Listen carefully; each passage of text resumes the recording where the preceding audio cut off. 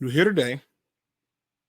You'll be here tomorrow, and the day after, and the day after, and the week, and the month, and the year after. And it's because you have always done the one thing that you didn't know that you knew how to do, and that's survive. I know that there's times where it doesn't seem like there's much. It doesn't seem like things are going to go in the right direction. Yet you're here. Yet you found some way to get up and just push forward. Let me salute you. Let me tell you how powerful you are and how happy I am to know that you're here. But there's somebody right now who's here, who's not as strong, who's here to catch a message. And that message needs to be one that's clear. You are not alone. This is not a battle you have to fight by yourself. This is not something that you must take on by yourself. We care. We need you. All we need you to do is make a simple phone call with 3 numbers, 988. Nothing more, nothing less. 3 simple numbers, 988. So you can make a decision that we all can live with. Because whether you know it or not, we need you to stay. Because tomorrow needs you. So before you think of harming yourself or harming somebody else, how about you harm that telephone and dial 988? And let's talk about it. Welcome back, welcome back, welcome back. Welcome back. Welcome back. Welcome back.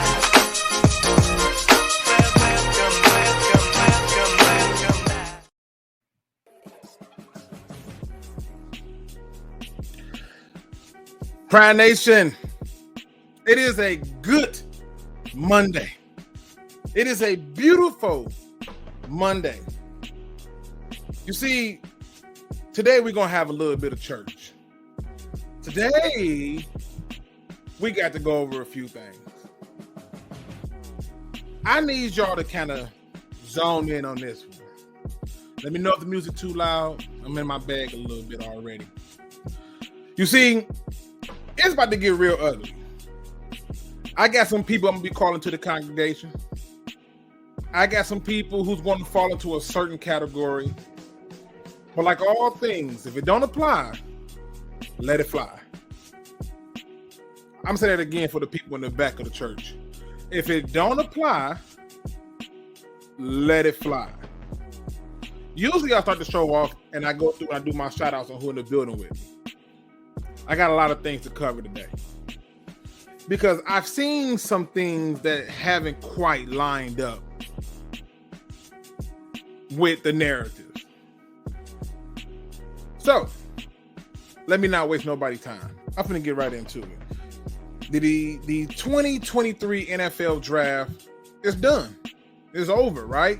Like, we already got that part out the way, right? Praise the Lord, right? We done. We know who we got. We know who everybody else got. What's blowing my mind is the reaction of you, the fans. In particular, the people I'm about to call to the congregation. I'm finna start the first one off light. All my Malcolm Rodriguez people, I need you to step forward to the congregation. Now, I'm not going to say I told you so, but just know that Brad Holmes did. Now, all you beautiful people who sat there and hopped on this bandwagon because it was a good story, you fell into the hype of Hard Knocks. No matter who the person was, me, the Easter Bunny, old Saint Nick himself, how much they told you that this is not a starting linebacker, you wouldn't listen. And then Brad Holmes go and draft one. Wonder why he decided to do that. Well, Luke, you know we play a lot of linebackers. Nope, 4-2-5. 2 of them are going to be out there. It's going to be Jack Campbell, and it's going to be Ellis Anzalone. It's going to be those 2. Okay? And then I need to call one more person to the congregation. I need to call you draft what they call them, you draft value people, you positional value. That's what it was. Positional value. You see, it's funny when we look at positional value, because I realized something about you people on this past draft too. Then I gotta call my mock draft people to the congregation. You see, I can't leave nobody out. Not today. Gotta call you people to there. My Madden people to the congregation. You know, all you people to the I need y'all all to the congregation. All right? Listen to me. All of y'all who are upset about this draft, this is for you. I can understand if you are upset about the draft. But Luke, that's a contradictory. Nah. Because the reality is, most people are not really upset about the draft. They are upset at draft position, or AKA positional value. That's what they upset about.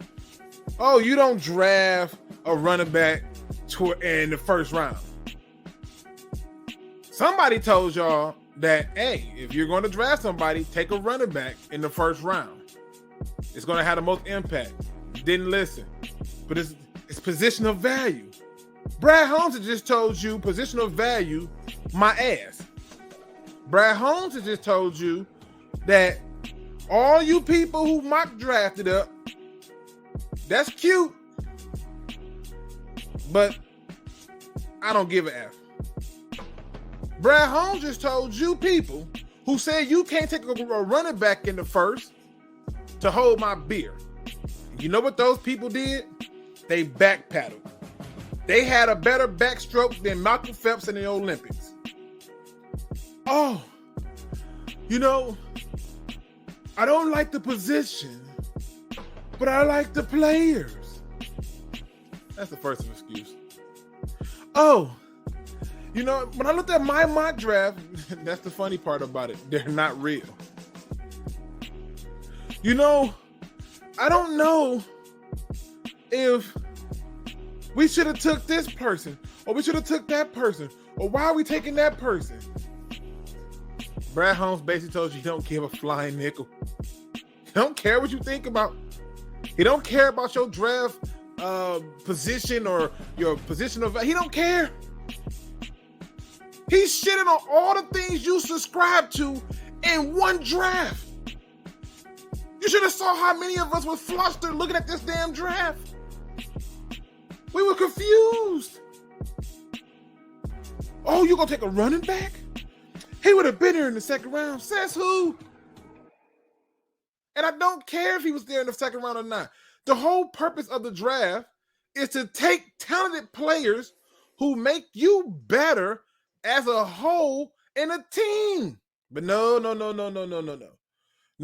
All you couch GMs, all you people who, analytics this, analytics that, all your data points, all that shit didn't matter. It didn't matter.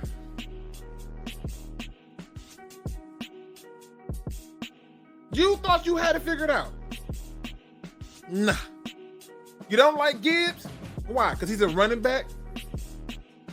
But you have to like him, right? Because now he's on the team. You don't want to have to talk about it. Oh, you don't like Campbell? You could have had this. You're not even mad at the right stuff. You're not even mad at the right stuff. Half the people who said, "In Brad we trust," turned on him faster than a damn pack of lions. Pun intended. You're not even mad at the right stuff. You're mad because they didn't draft them with better draft positional value. He gave you 2 middle fingers to your positional value, and that's what upsets you.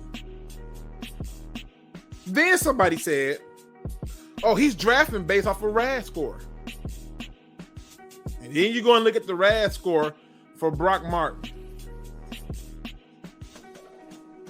I mean, I've never seen people spend so much time trying to figure out how to make themselves feel better about something they don't understand, rather than actually do some research and understand why this needed to happen. There was no other pick outside of a defensive tackle and running back that you could take at 6 that would have gave you the most value. Not a cornerback, not a safety this year. There was no linebackers this year. You didn't need no offensive tackles or nothing like that. That was the only position, the only one that you can look at. And somebody, not named me, I'm not going to do that. Because if I say it, it's not going to make the same sense because I don't know what the hell I'm talking about. So somebody said, if it were me and Jalen Carter's not there, I'm taking Bijan Robinson. Because taking a running back has more impact. But you took one at 12.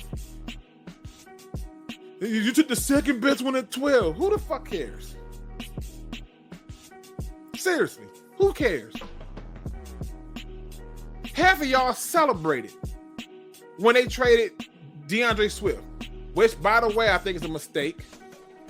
I'll show you later. But the reality is this. Most of you not mad at the damn thing. You're mad because everything you subscribe to, the hive mentality, has been destroyed in 1 second. It took him all the bit. How long is the first round? 9 minutes? Took all the bit of 9 minutes to destroy all you that subscribing BS. And instead of asking yourself, why am I subscribing to this? Instead of asking that, it doesn't make sense. Holmes drafts Sue. Luke loves him for a year. Holmes passes on Hamilton. Luke hates him for a year. That's the problem with people. I'm glad you brought this shit up. This is the problem with people. Because this is what happens when you don't listen. This is what happens when you try to create narratives to make yourself feel better about facts. See, this is where the problem comes in with people. Luke never ever once hated Brad Holmes. In fact, what happened was Luke asked very simple questions that he's always asked, which right now should be the only thing you should be mad about. But no, here's the thing that Luke said about Brad Holmes. The Lions went 1-6, and I can arguably make the point that they were 1-6 because of defense. Well, Luke, you can't say. Yes, I can. Hit the number 1 scoring offense. The defense was hot garbage. The same defense that's been garbage for the last 5 years. Well, all of a sudden Holmes drafts a running back and Luke loves him again. No. Never hated him, never loved him. It wasn't the problem. I want things to happen that falls into a realm of logic. That logic is simple. Get the best player. Because if you positional valuely draft a player and he busts, who the hell cares? I don't care. They shouldn't care. Make no mistake about it. I'm going to go through and address every single pick. But I saw people complaining about things that didn't even have anything to do with the real narrative. You could have got him here. You could have got him there. But if he comes in and he balls out, who in the hell cares where he was taken at? This is why y'all was jocking Malcolm Rodriguez, even though he was playing at a less than average position. He was average at best. And y'all were hyping that shit up, but all of a sudden, he decides to go based on talent, and y'all can't wrap y'all heads around it. This too confusing. This too much. This is too much to put my head together on. You know what happened over the last 3 days this past weekend? Brad Holmes just sat there and said, you know what? I'm taking the talent. I would rather have the talent than to have what is left. Then I heard this narrative.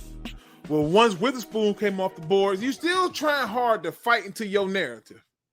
He was never going to take Witherspoon. Well, Luke, you don't know that. You're not in the room. Nope. But guess what he says? He would have took Gibbs at 6. So what that tell me? He was lying. No way in hell he would have took Gibbs at 6. But he would have took a running back at 6. And what that tells me is he traded down to 12 thinking that Bijan Robinson would fall to him. That's what it tells me. He traded down to 12 thinking Bijan gonna fall to me and I can get him at a better position. But then the Falcons came along and said, hold my beer. So he said, you know what? At this point, I don't have another running back I got that much respect for outside of Gibbs. So I'll just take Gibbs. Because whether you know it or not, Bijan and Gibbs are exactly the same. Gibbs can catch. Bijan can catch. Gibbs can run. Bijan can run. You know the fundamental differences between them two? And before it's just trying to figure out style, one ran a 4.36 and the other ran a 4.5. But instead of y'all being mad about the right thing, you mad because he disrupted y'all system. All your hard work, every mock draft that you did, it fucked up. It backfired. It backfired. It didn't work. It didn't work. And that's what upset y'all. That's what made you mad. Your narrative died fast. Now, you want to know what you should be pissed about? Or at least what you should question. You should at the very least question the following. You know what? Rather than say it, let me show you. See, I feel like sometimes when you show things, it makes a little bit difference. It makes a little bit more of a difference. So let me show you. To my people who watching, shout out to you. The real MVPs of this show. Let's find out what you should be worried about. Let me bring it to y'all attention for a second. Let me ease you into it. You see this right here?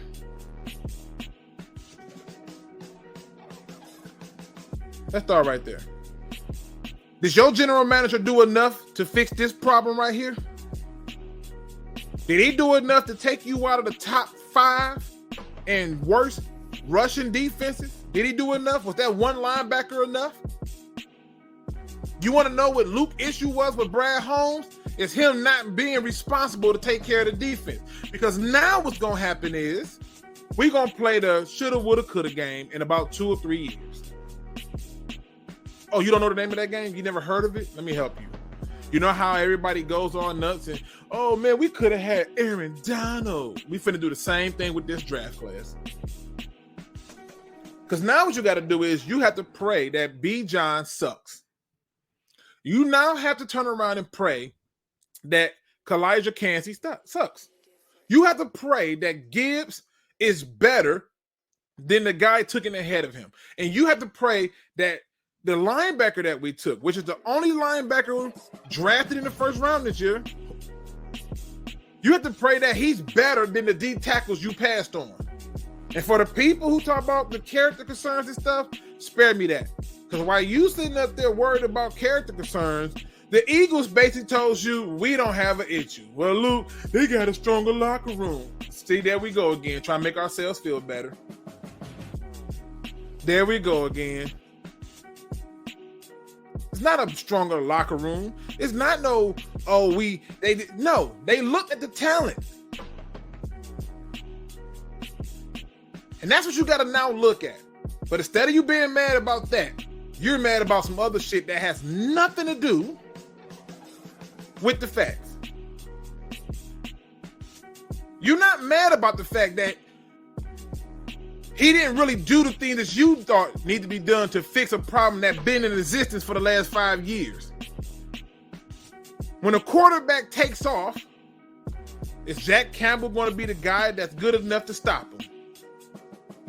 When teams decide to run the ball like the Panthers did to us this past season with 247 yards in the first half, are the D tackles that you were so happy to have back, and Isaiah Buggs and Kominski and Bonito and all these other little people that you thought you were so excited, are they good enough to stop the run? Can the one linebacker we added be enough to fix it? You're not mad at that. You're not mad at the fact about that at the end of the day, all you people who was hyping up the cornerback position is good, he was still looking for corners to add. You're mad at the fact that your narrative died. You mad at the fact that all the stuff that you hung your hat on, the goddamn hook fell off the wall.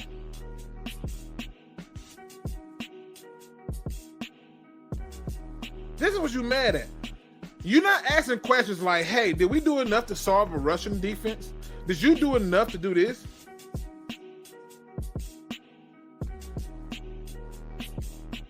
Or you're forgetting about the 340-pound nose tackle we signed. I didn't forget about him. Did you watch any tape on him? I'm on game 6 already. I didn't forget about him. And I can tell you through 6 games, the only thing I can tell you is, at the very least, he got a good first step. But that boy is higher than a giraffe's ass. When this pad level is that damn high in the NFL, watch what happens. But we can coach him up. Okay, you traded up all that capital. So that's your answer to the D tackle position.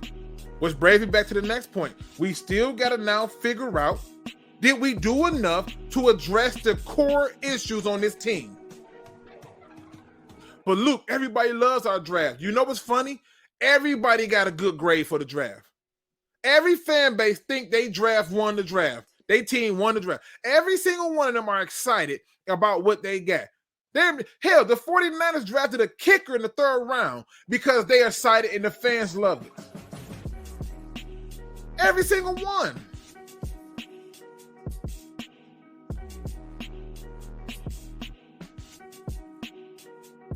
This is the difference. We're trying to make ourselves feel better with stuff that's not important. This stuff is not important. If you can make yourself feel better, tell yourself the truth.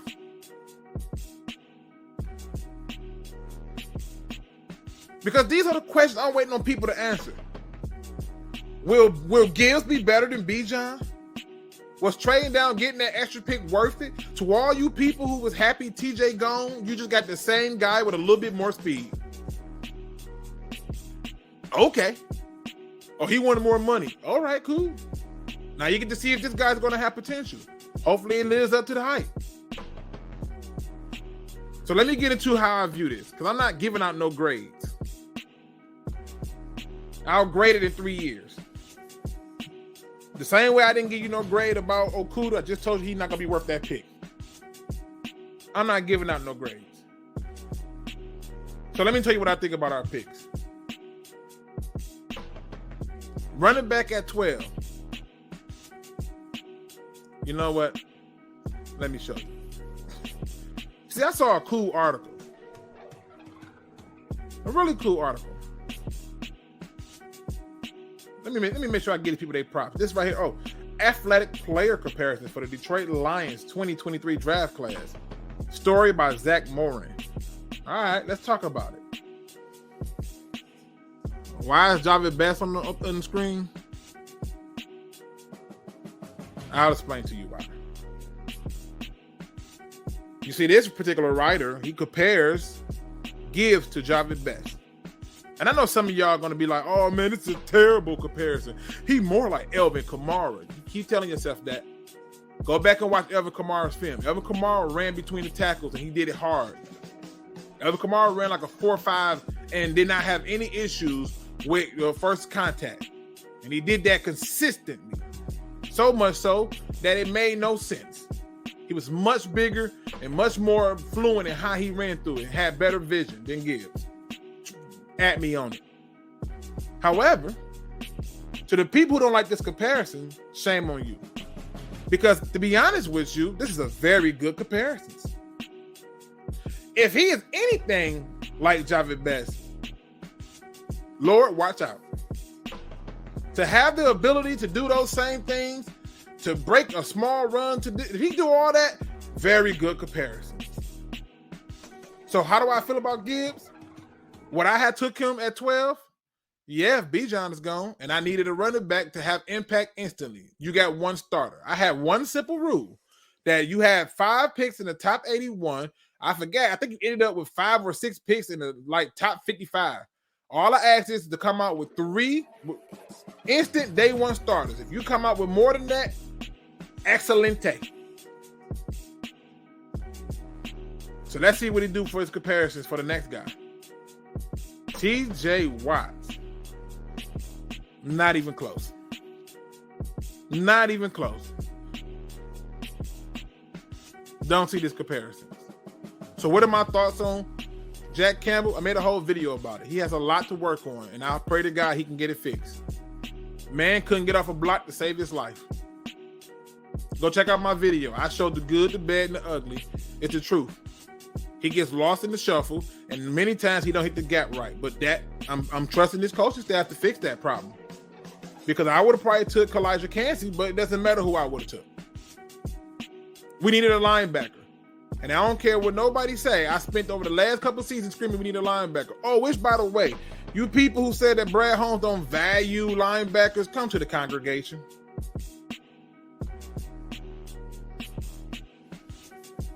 Just destroying narratives, and that's what you upset about. They're comparing my man Laporta to George Kittle.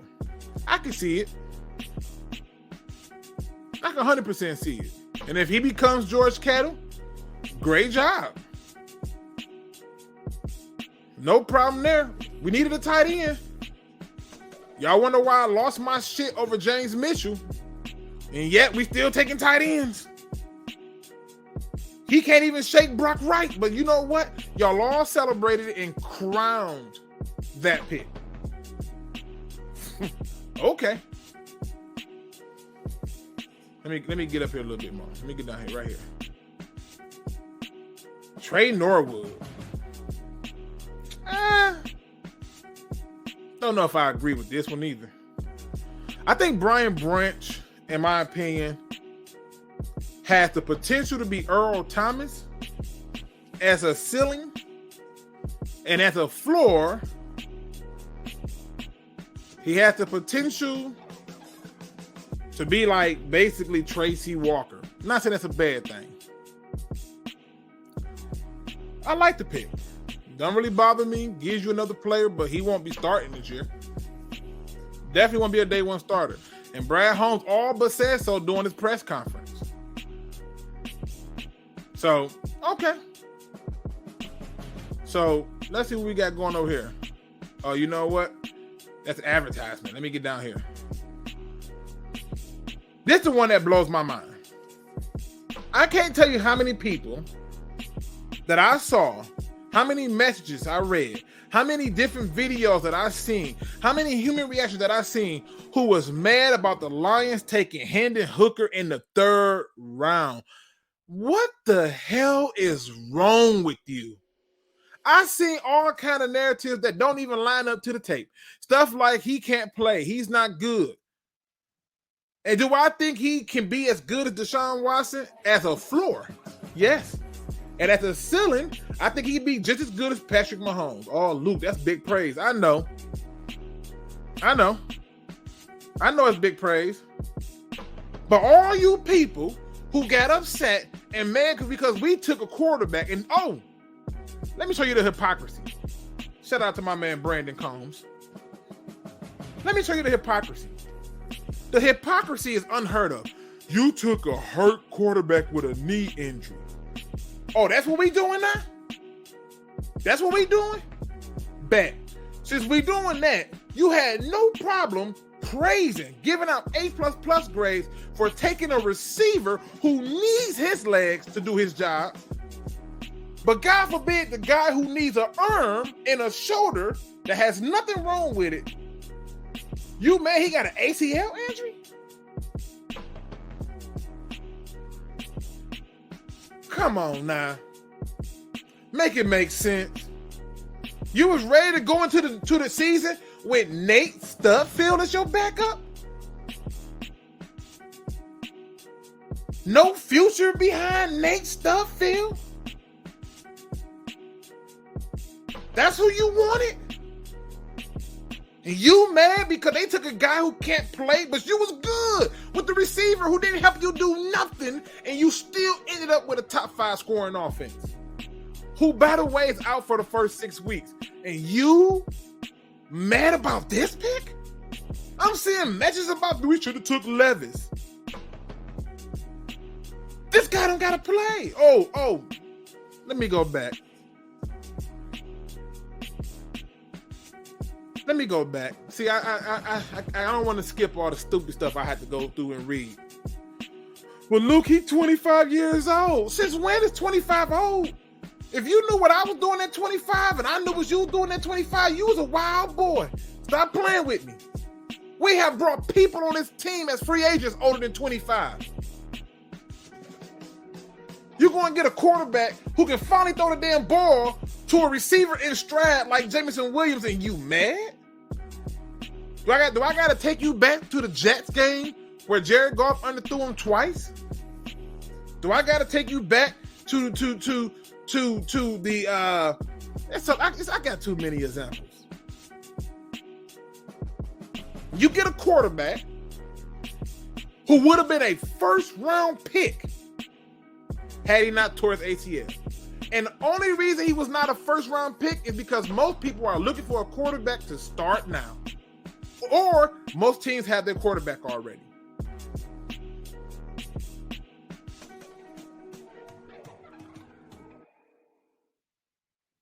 But no, we're going to leave that alone. We're going to act like that's not the case. We're going to act like that's not what happened. That's not how this went down.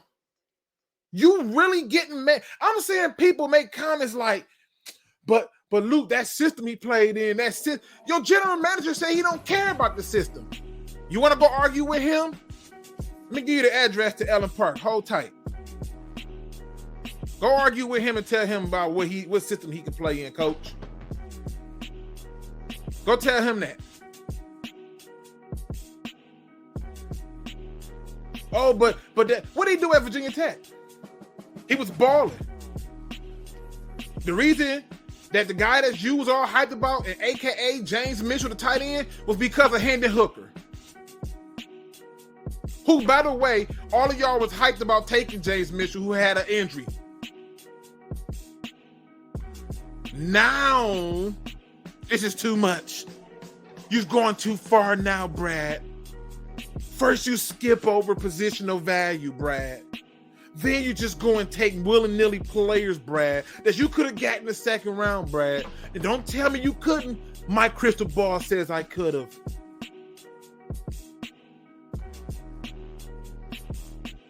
You mad at shit that ain't got nothing to do with the real narrative. You could have literally have taken Will Levis, and as soon as Goff throws one interception or fumble, you as a fan base would have screamed, put in Levis. But then again, seeing how you reacted to the damn Hendon Hooker pick, you wouldn't have been happy if we took freaking Michael Vick or Peyton Manning himself. But that's not enough for you to get with the program, so we're going to move forward. Let's keep talking about the other players. This don't make no sense. I actually agree with this comparison. Now, this is one y'all not going to like. Broderick Martin as Damian Harris. I actually don't like this comparison personally. I really don't. I think his first step is phenomenal. I think his pad levels be way too high. I think that he does something that I chastise every player for. Until the whistle stops, run to the ball. He does that consistently. And I plan on doing a film breakdown of him, so trust me, it's on the way. I'm only 6 games in. I've already found some tendencies. But I don't know if I like this comparison. I think I like a different comparison. I think they should have went with Shaun Rodgers. Well, yeah, he's not as fluent in the pass rush. I disagree. However, I still think it's a bad pick. Yes, I said that. It's a bad pick for which you traded up to move up to get this guy? Really? To get this guy? This is what you did. You traded up to get this guy. Like he really. And then you had the audacity to step to the podium and talk about y'all felt that y'all could develop him into something more in the third round. But y'all not mad about that. I got people talking about he'll run stuff. Wait till I show you the film. You're not going to like it. Let's talk about my man Kobe. People got mad about this. Why'd you take this guy? We already got tackles. He can play guard. He can play center. He can play tackle. And it's a 5th round pick. Relax. Relax. Some of y'all don't ran out of stuff to even complain about. Just relax. Bear bad news here. Let's say he ends up being a phenomenal guard. Now what? Let's say he don't end up being a phenomenal guard. It's a 5th round pick. You're gonna be all right. You're gonna be all right. Don't let it shake you. Do I think he can be as good as Lyle Collins? Maybe. From what I saw, because I had to go watch a lot of film on him too. I like some of the things I saw with him. He has a reckless abandonment to him. He just wants to move you. He just wants to do his job and do it so well that it almost looks like it's against the law. Let's go to our next guy. Wide receiver Antoine Green. This really pissed a lot of people off. I can't tell you how many people sent me messages about, I would have took this receiver. Receivers come a dime a dozen. And at the end of the day, I didn't care where you took him. Undrafted, draft, I don't care. You didn't take one high, kudos to him. And I actually think this guy's pretty good because I don't like this comparison. When I watch him, y'all not gonna like this comparisons. He reminded me of Nate Burleson. That's who I got. I got a Nate Burleson comparison. I like a lot of things. They're very similar in terms of how they decide to move and play. But Luke, you're not going to grade it? No. Nope. And I'm not going to grade it because at the end of the day, I'm tired of giving grades out. Before they even do a damn thing. Generally, you get a grade after you take the test. They ain't been tested. So how in the hell are we grading? Every person in here has been in grade school. And yet, we can't get it together.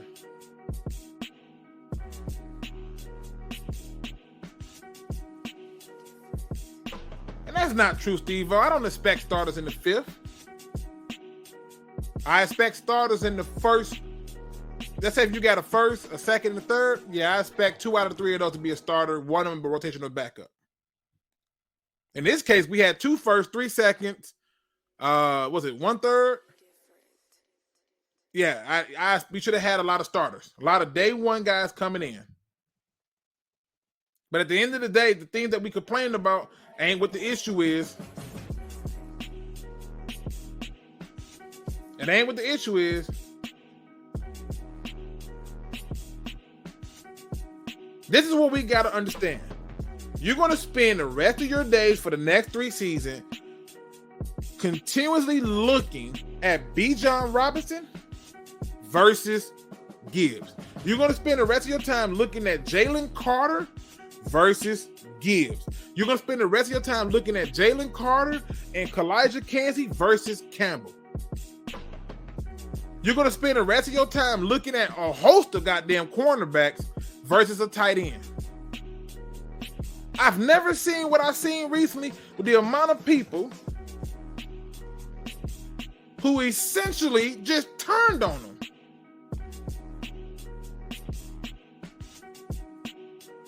Turned on Brad Holmes.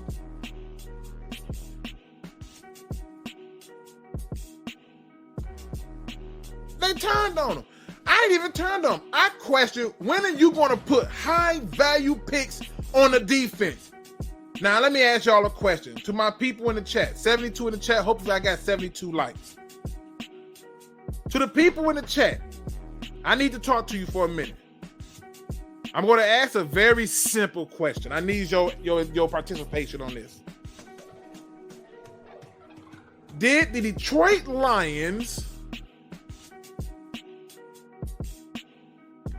do enough to address the woes of their defense this offseason? Did they do enough? You had the 4th worst rushing attack. I didn't even do yards per carry because I'm afraid. You were 3rd and just say you tied for 2nd in yards per carry. Let's look at how many rushing touchdowns you gave up. You was 4th in rushing. Did they do enough to fix this problem? This is my problem with Brad Holmes. He go out and get all the fancy stuff, and he support the hell out of Jared Goff. When is he gonna start addressing the real problems on defense? What I don't want to hear this season, if the defense don't perform, since he decided to bring that exact same D line back, and he deemed it to be a quote-unquote linebacker issue, but somehow retain one of them linebackers, did he do enough? This is my complaint. It's not about who he took. I wanted a damn safety because I got tired of people throwing the ball deep on us. And what do you know? They kept throwing the ball deep on us. Did he do enough? You want to tell me all this other stuff? I would have took him at 12. That's too high. Jack Campbell's too high. Tell me, did he do enough this offseason to fix this problem? I need participation on this.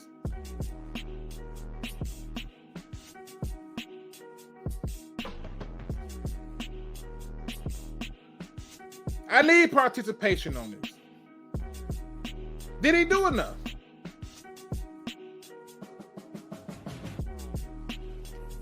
Let me go through and look at some of the answers. I want to make sure I don't miss nothing. Lions got 5 players. Shout out. First of all, let me shout out to my man Dennis Hyde. Lions got 5 players in this draft that can play on day 1. I ain't comparing anybody. This is who they got, and this is the playoff-bound Detroit Lions. I love Brad Holmes. I love your conviction. See, I want answers like that. I want the confidence to be where it was at. What's going on, Super Saiyan Lion? I want to tell Brad to get the F at the one I was hurt. It blew up y'all scenarios. We drafted Mel for our superstar or Super Bowl. Okay. We had to go Gibbs, man. He's more of a receiver threat. See, nah, Chase, nah. I'm calling cap on that, bro. I'm calling cap on that because you know what? Bijan can do the exact same thing. In fact, I will argue he's better at it. But he didn't have as many receiving yards. He didn't get the ball thrown to him as much because he can run that damn thing. That's a difference. And I don't care about the J-Mo 6 games. That's not a factor. They didn't have him for all of the 6 games last year and still had the number 1 scoring offense. So, no. Big T said, yeah, they did. Appreciate it. Pie says, nope. I believe, yes, they did. Cool. That's what I want. So all these guys you mentioned have to be your opinion and not Brad's and Dan's. You ain't paying attention, first black man on the net. You just came in and caught a tail end of some shit and didn't even realize that that's what you did. Didn't even realize what you did. I love what Brad Holmes did. He disrupted the establishment. He forced fans to stop subscribing to BS. He forced fans to stop being a part of the sheep, just following blindly. He forced fans to get out of that damn hive mentality. See, had you came from the beginning, you would have saw that's what my take was. And that I didn't have a problem with what he did because 1, we needed a linebacker. 2, we needed a running back, and running back outside of Jalen Carter, aka a D tackle, was the only thing you could take that have instant impact when you was going to draft it. But you didn't catch all that because you came in late and tried to make it seem like I just hate the damn black guy. Nope, that's not what happened. You want to know what happened? Let me show you what happened. Let me break it down. They are the 4th worst team against the run. 247 yards in the first half against the Panthers. Missed the playoff on the tiebreaker because they couldn't score 49 when the other team scored 48. And you in here making it seem like I got a different thing. Get to the congregation. It's not personal, but let's have the conversation. Luke, he wore that villain hoodie for a reason. He knew he was about to piss off the fan base. Of course he did. I'm loving the yes, because if you're telling me yes, hey, cool. Keep that same energy. Because if you are one of the yes people, I don't want to hear fire Dan Campbell or fire Aaron Glenn if the defense ain't holding up. This fan base, so used to losing, can't tell how good drafts look. I know, because it didn't go with the narrative of positional value. Defense still needs a lot of work. Amen. No way. Got my vote. I came to that same conclusion this weekend. Holmes is amazing. Brad Holmes doesn't care if we like what he does, as he should. He shouldn't care.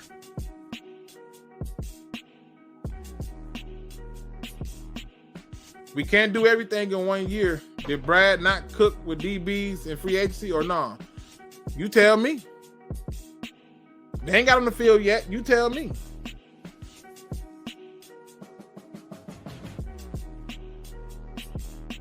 I'm just trying to figure it out.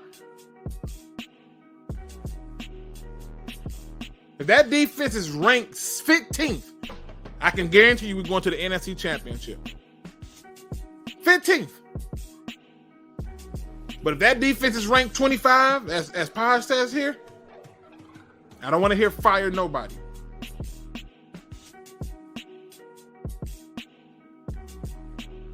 We had enough draft capital to set us up for a Super Bowl run, and they didn't do it. Instead, Philly did what we should have did. Nah, Steve-O, they going to change the narrative on you, bro. They're going to say to you that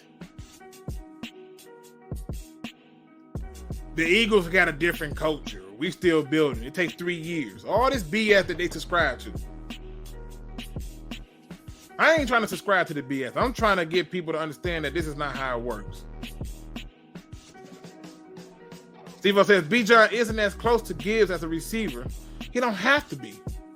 If you want to draft a damn full-fledged receiver, then just take the receiver first. But he wasn't worth that, right? He took what he thought could help us immediately. And I got to be honest, if he turned out to be Javid Best, I'm happy. If Javid Best, minus the injuries, is his floor, whew. If Alvin Kamara is his ceiling, whew, I take it. I take it.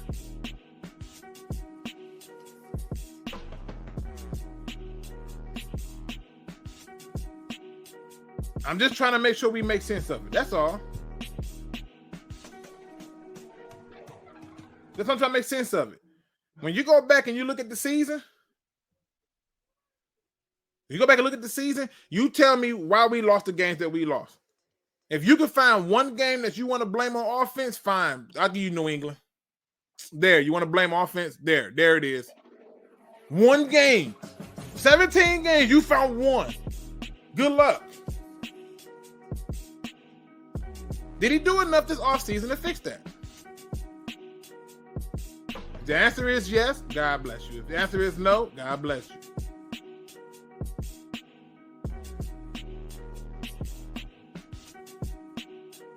Oh, you keep bringing up one game. You bring up more? You think they got to fourth in rush defense off of one game? you think that's what they did? You think they got the fourth in rush defense as a whole off one game? Wake up! Wake up! Wake up!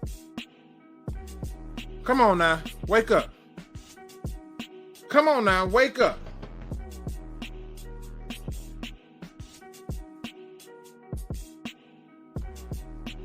Bruh, so sad to say Lions still ain't get out of the Gauntlet, we couldn't afford for Carter Problems to blow up on him.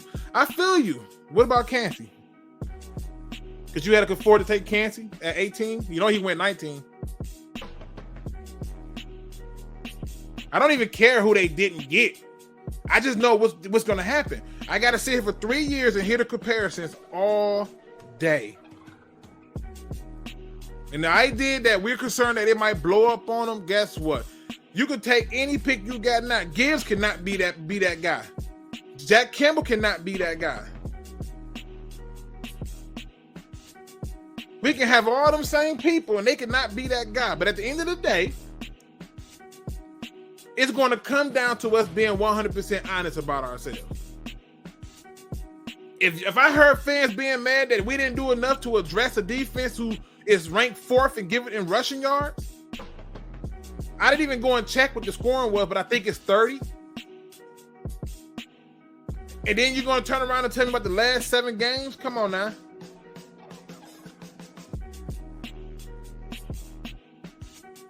This is what I'm talking about right here. You know I love me some You First Black Man on the net. I rock with you 100%. He says, you embarrassing yourself again. What were the defensive statistics when they went 8-2? I give you the big picture. You want a sample size. What you just did was, told me I'm going to sell you a painting. It's a Van Gogh. But I'm only going to sell you the corner of it. I'm only going to sell you the corner of the photo. You told me I'm going to give you these classically worn Jordan rookie sneakers.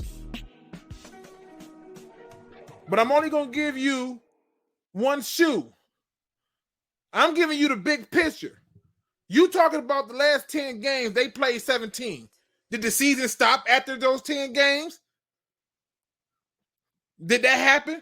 You do realize they had the same records as Seattle Seahawks and lost in a tiebreaker because they couldn't score 49 to give enough 48.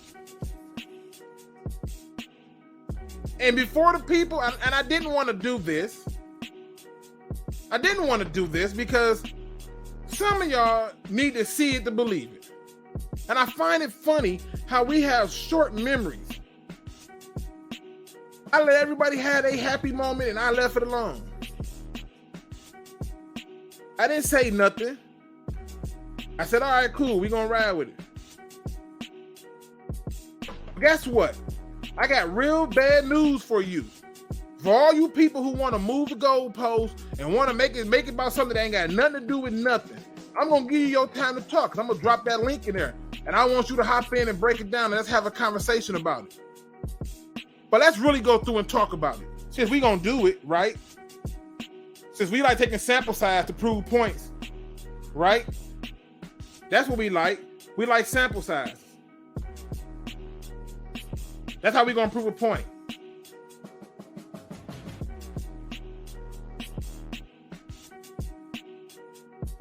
This don't make no sense. I can't believe I'm going to have to do this.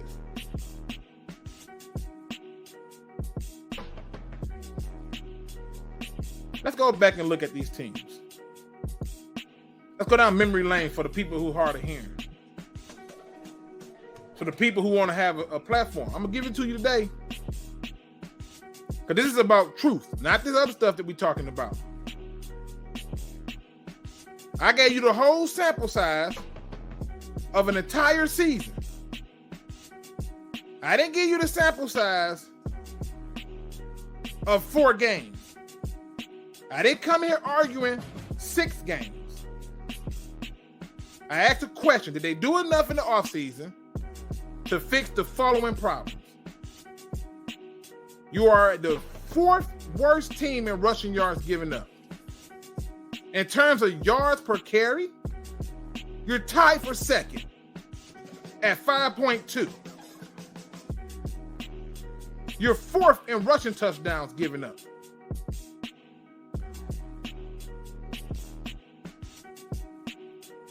You're 4th in first downs on rushing downs being given up.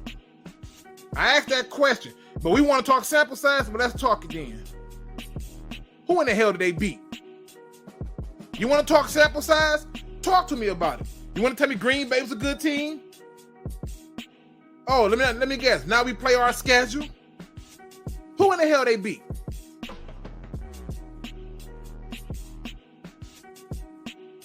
Who? You gonna tell me the Bears is a good team? Giants is so special, right? They're a playoff team, Luke. Cool. You lost to Buffalo on Thanksgiving. It was close. It's not horseshoes, it's football. You beat a Jacksonville Jaguar team in a weak AFC South. You beat a Viking team who you knew was trash. You barely beat a Jets team. Don't care, you still beat them. They're not good. And then you had a chance to still control your own destiny, and you get demolished by a goddamn Panthers team. Who in the hell did they beat? You want to tell me about 8-2? Where the good teams at in this 8-2? I'll wait. You tell me that, and I'll give you back to the point. Let's go back and look at the whole season. Not 8 and not a 10-game stretch. Let's talk about the whole 17-game season. You were 4th in rushing defense. And you going, man, come on now. Come on now. You was 4th in come on now. Come on now. Lawrence, please talk to him. Wake up! Wake up! Wake up!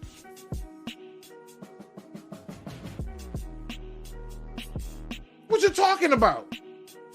You want to give me a 10-game sample and I'm trying to figure out who the hell we beat? Had they handled business earlier, we in the playoffs.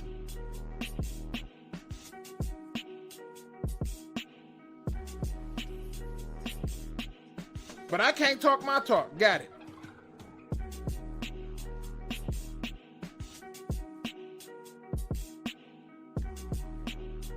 Thank you, One Funky Line. That's exactly. We're going to find out. We're going to find out. I just don't want to hear that fire Dan Campbell, fire Aaron Glenn crap. That same D-line was just threw out there. Now, I'm praying that he ain't done. I'm praying that he going to add somebody in free agency. I'm praying he going to add somebody via trade. Just add somebody that can complement McNeil. And I'm happy. You really only need another D lineman that can do it.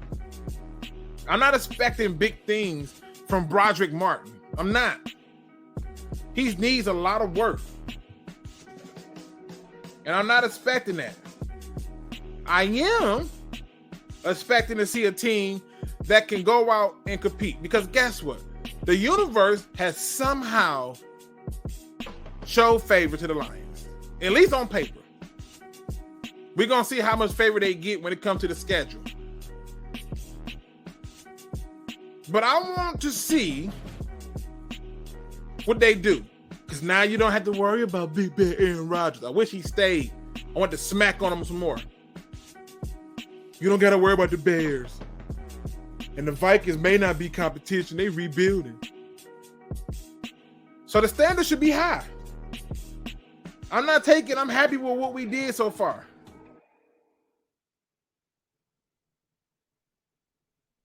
I just want to stick to the facts.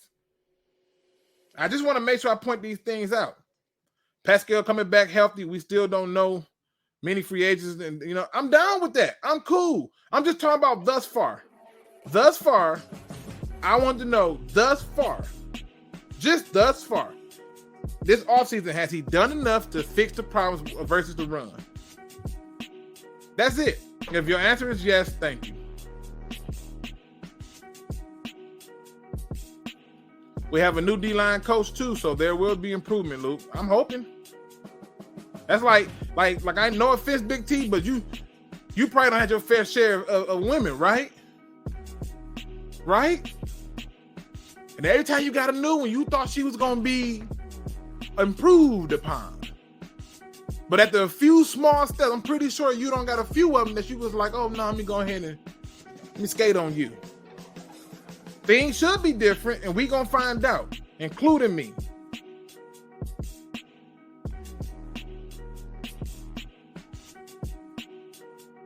But they hate the Hooker pick. They hate it.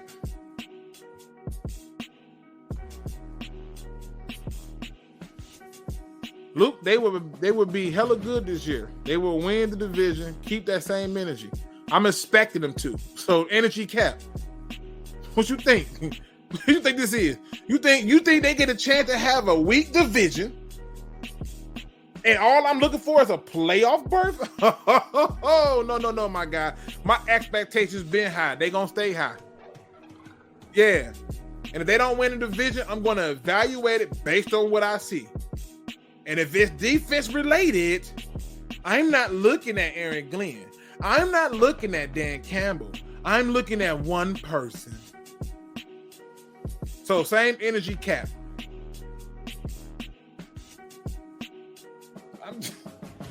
Let's have fun with it.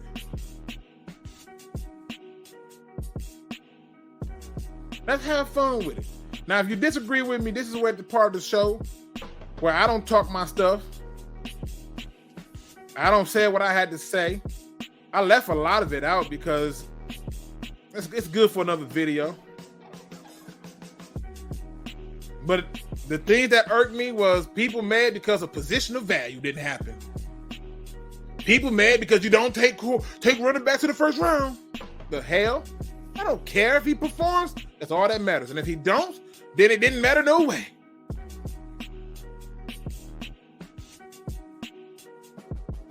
I don't want to win when it's a weak division. I want to dominate a strong division. Praise the Lord. Talk to him. My expectations is high. It shouldn't even be coming down to a game here or there. We should be talking about resting players at the end of the season.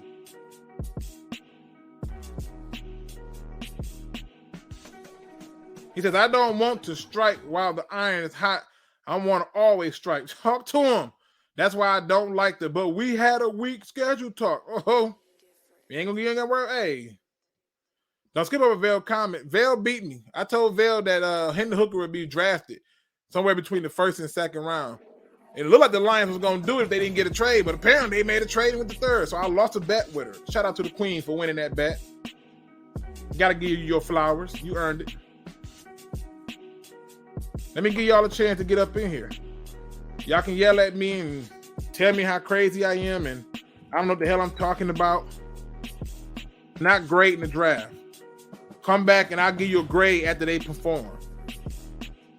I don't care what experts are saying. I don't care what everybody on YouTube is saying. I don't care what all these other people are saying. I'll give you a grade in about 2 seasons. I'm still waiting on Iffy to do something. Come back then.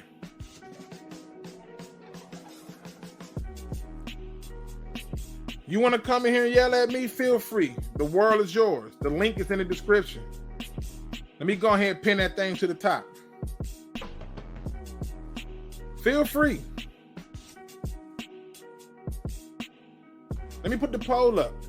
I want to know. I need people to talk to me. All right?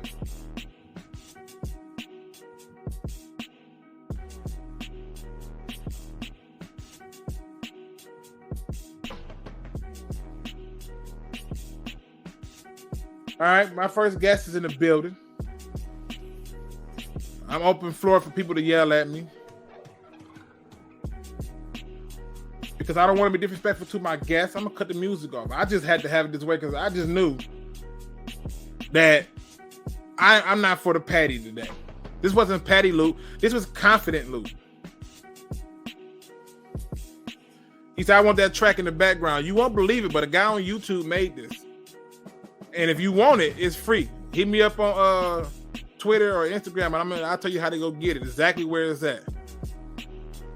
Shout out to him. My man Crimson Shadow was in the building. Hey guys, how you doing? Crimson, what it do, brother? Not much.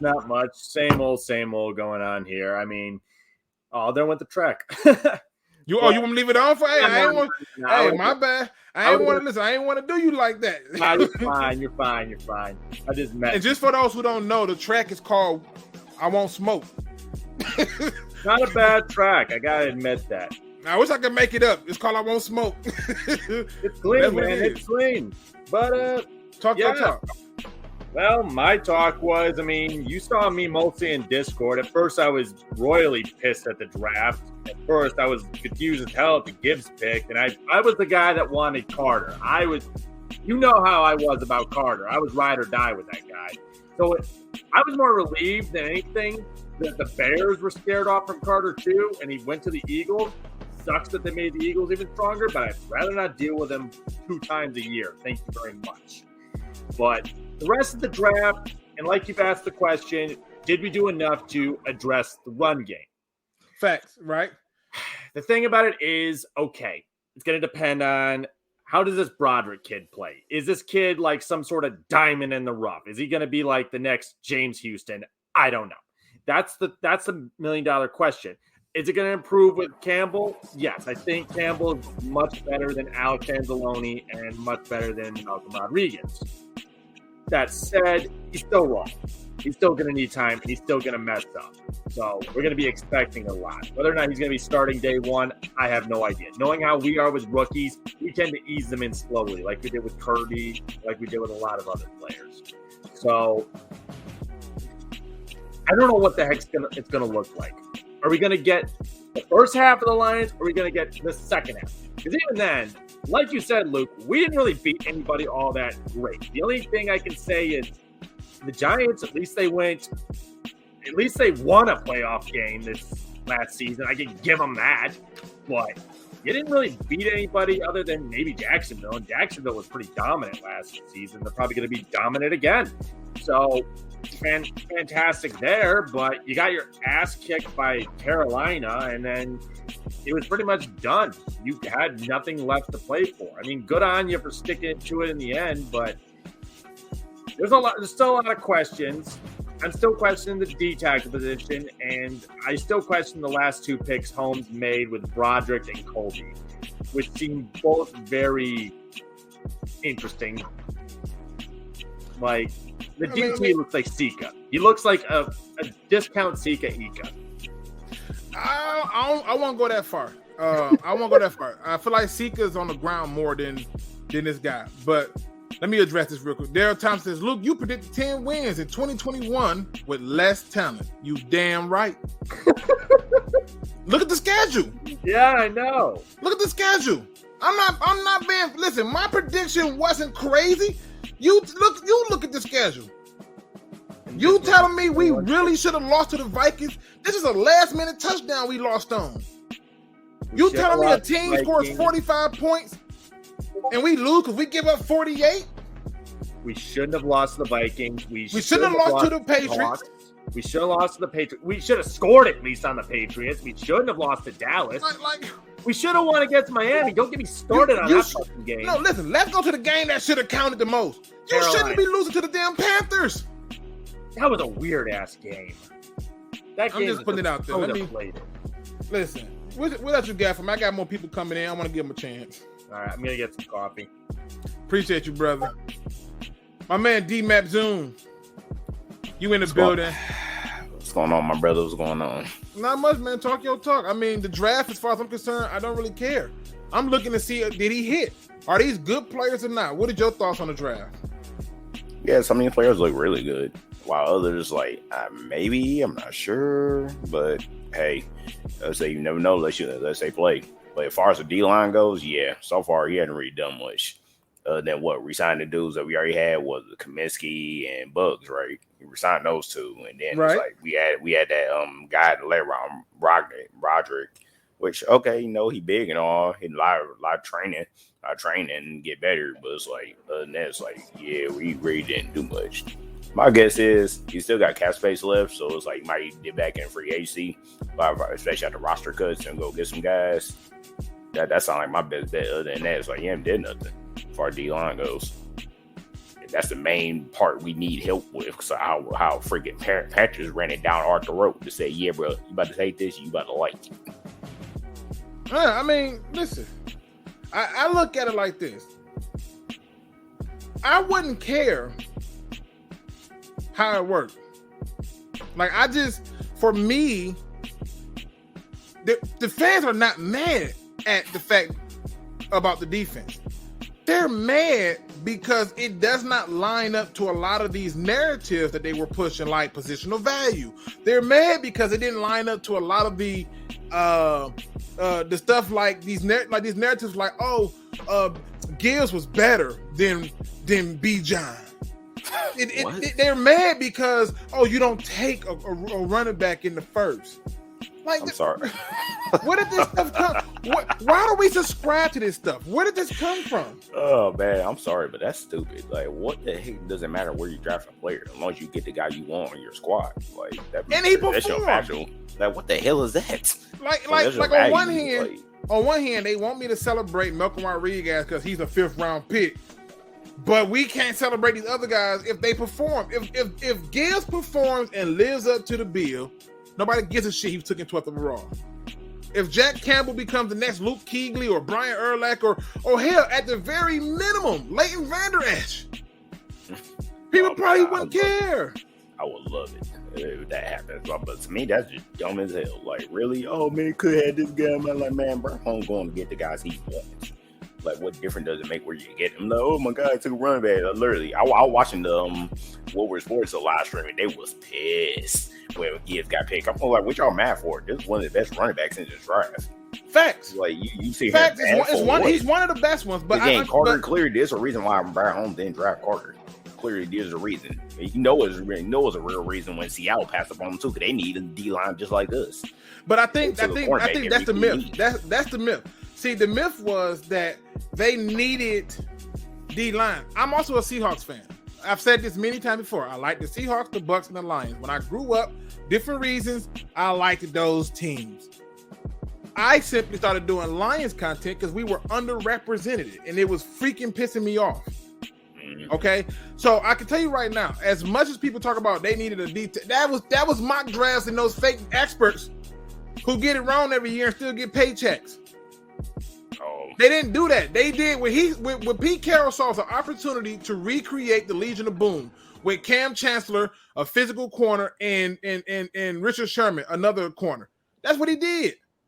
That's all it boiled down to. Gotcha. So I don't think it was a matter of that, because if he had every opportunity to take a bunch of D tackles, he came out and took a receiver to do what? To help the damn quarterback.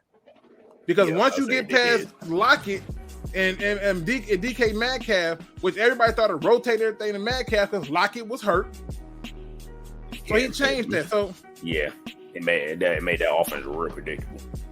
Yeah, so they had to get somebody else. Okay, that makes sense. So I thought they needed D tackle. I would say they passed on too, but now you said that. Okay. Nah, man. Okay. Listen. A lot of teams passed on Carter because they couldn't wrap their head around it. The Eagles told them to hold my beer. Let me get some people in the building. They said, man, dude, it was like we trying to get back to the Super Bowl. Like we didn't improve the D line. We already had dudes 100% on defense already. Like, all right, man, gotta get this stood. Like, you keep falling. Like, yeah, we take him. We gonna move up real quick. Like, yeah, it was on them. Like, oh yeah, whoever you are, yeah. But let me get that. Picking it up. You had this. Let me go ahead and get my other guests up in here, D-Man. No problem. I made my dinner anyway. I just want to make this quick. Hey, for sure, man. You be blessed, brother. You too. Stay safe. Right. Yeah, yes, sir. Bringing my next guest. He ain't been on in a while, but I'm happy to see that name pop up. My man Normus J is in the building. What it do, brother? What it do, man? What up, though? Listen, I got the I want smoke music going. You know, I want somebody to come talk to me and tell me I don't lost my damn mind. These fans, they're not mad at the right stuff. Well, unfortunately, I hate to disappoint you, but I'm actually coming here to back you up today. Uh-oh. I thought you was gonna come in and chastise me. Oh man, you know, no. See, no, we know we go back like no way back. You know, we 30-30. We still stick together. hey, let's talk to him. Tell me, man, what's your thoughts on the draft and a lot of these false narratives out here? Look, it's like this, man. Like, I can see both windows. Like I said in my own stream the other day, I understand what the fan base can be upset about, but at the same time, it's like, okay, I already knew at some point when we traded down, like, yeah, we taking a skill position player, because I said once you move away from Carter, you pretty much going a whole different direction. So I was already kind of prepared for it. It just came out like that. But you know, Jack Campbell, I do like the prospect, but I'm scratching my head at the same time. you know, when people gotta understand something, and because we used to hear this a lot when Bob Quinn was around, you know, we always used to do the round tables. They always say you gotta wait till the rest of the draft out. When I get hyped for the draft, the very first thing I expect you to hit on is the first round. I shouldn't have to hear I gotta wait for the rest of the draft. That something tells me something's wrong about that. That's what I will say. Go ahead and talk your talk. I ain't got nothing to say. Go ahead and talk your talk. Call them to the congregation. And the thing about it, man, is like, you know, if you tell the positional value, I will say is this. It's not positional value. It's about flexibility. Like, I feel like with this draft, it's a good draft, but at the same time, it's more of a lateral draft. Like where, you know, because you gave up a lot of guys who were on the last year of their deals that you weren't trying to spend money. So you really just went in there and said, hey, look, let's replace everybody that we got rid of. That's pretty much what you did. That's why I was like, I had mixed emotions about the Swift trade. I said that in the chat because it's like when we got DeAndre Swift, remember, Carry-On was on the team, and he just didn't get no clock at all. And then you was iffy with giving Swift minutes, and it was just the Adrian Peterson show. So I get why Brad Holmes traded him because he didn't want to do him like that. He didn't want to keep him on the roster, knowing his ability. And see, that part right there, Nomis, is the truth. It ain't had anything to do with anything else other than he said, you know what, we want to go in a different direction. I'm going to send you home. Because what we trying to do and what you doing is going to be different. And that's the truth. It had nothing to do with that. And I'm going to get into why I think it was a mistake to trade him. Yeah. But again, in order for me to do that, I got to show him. And shout out to the Darren who says, I thought the draft was pretty good. If the draft was in the order of 12 Brent, 18 Gill, 34 Campbell, no one would be complaining about. Which is what's blowing my mind. They're complaining about bullshit. Yeah. They think the grass is greener. And it's fertilized with bullshit.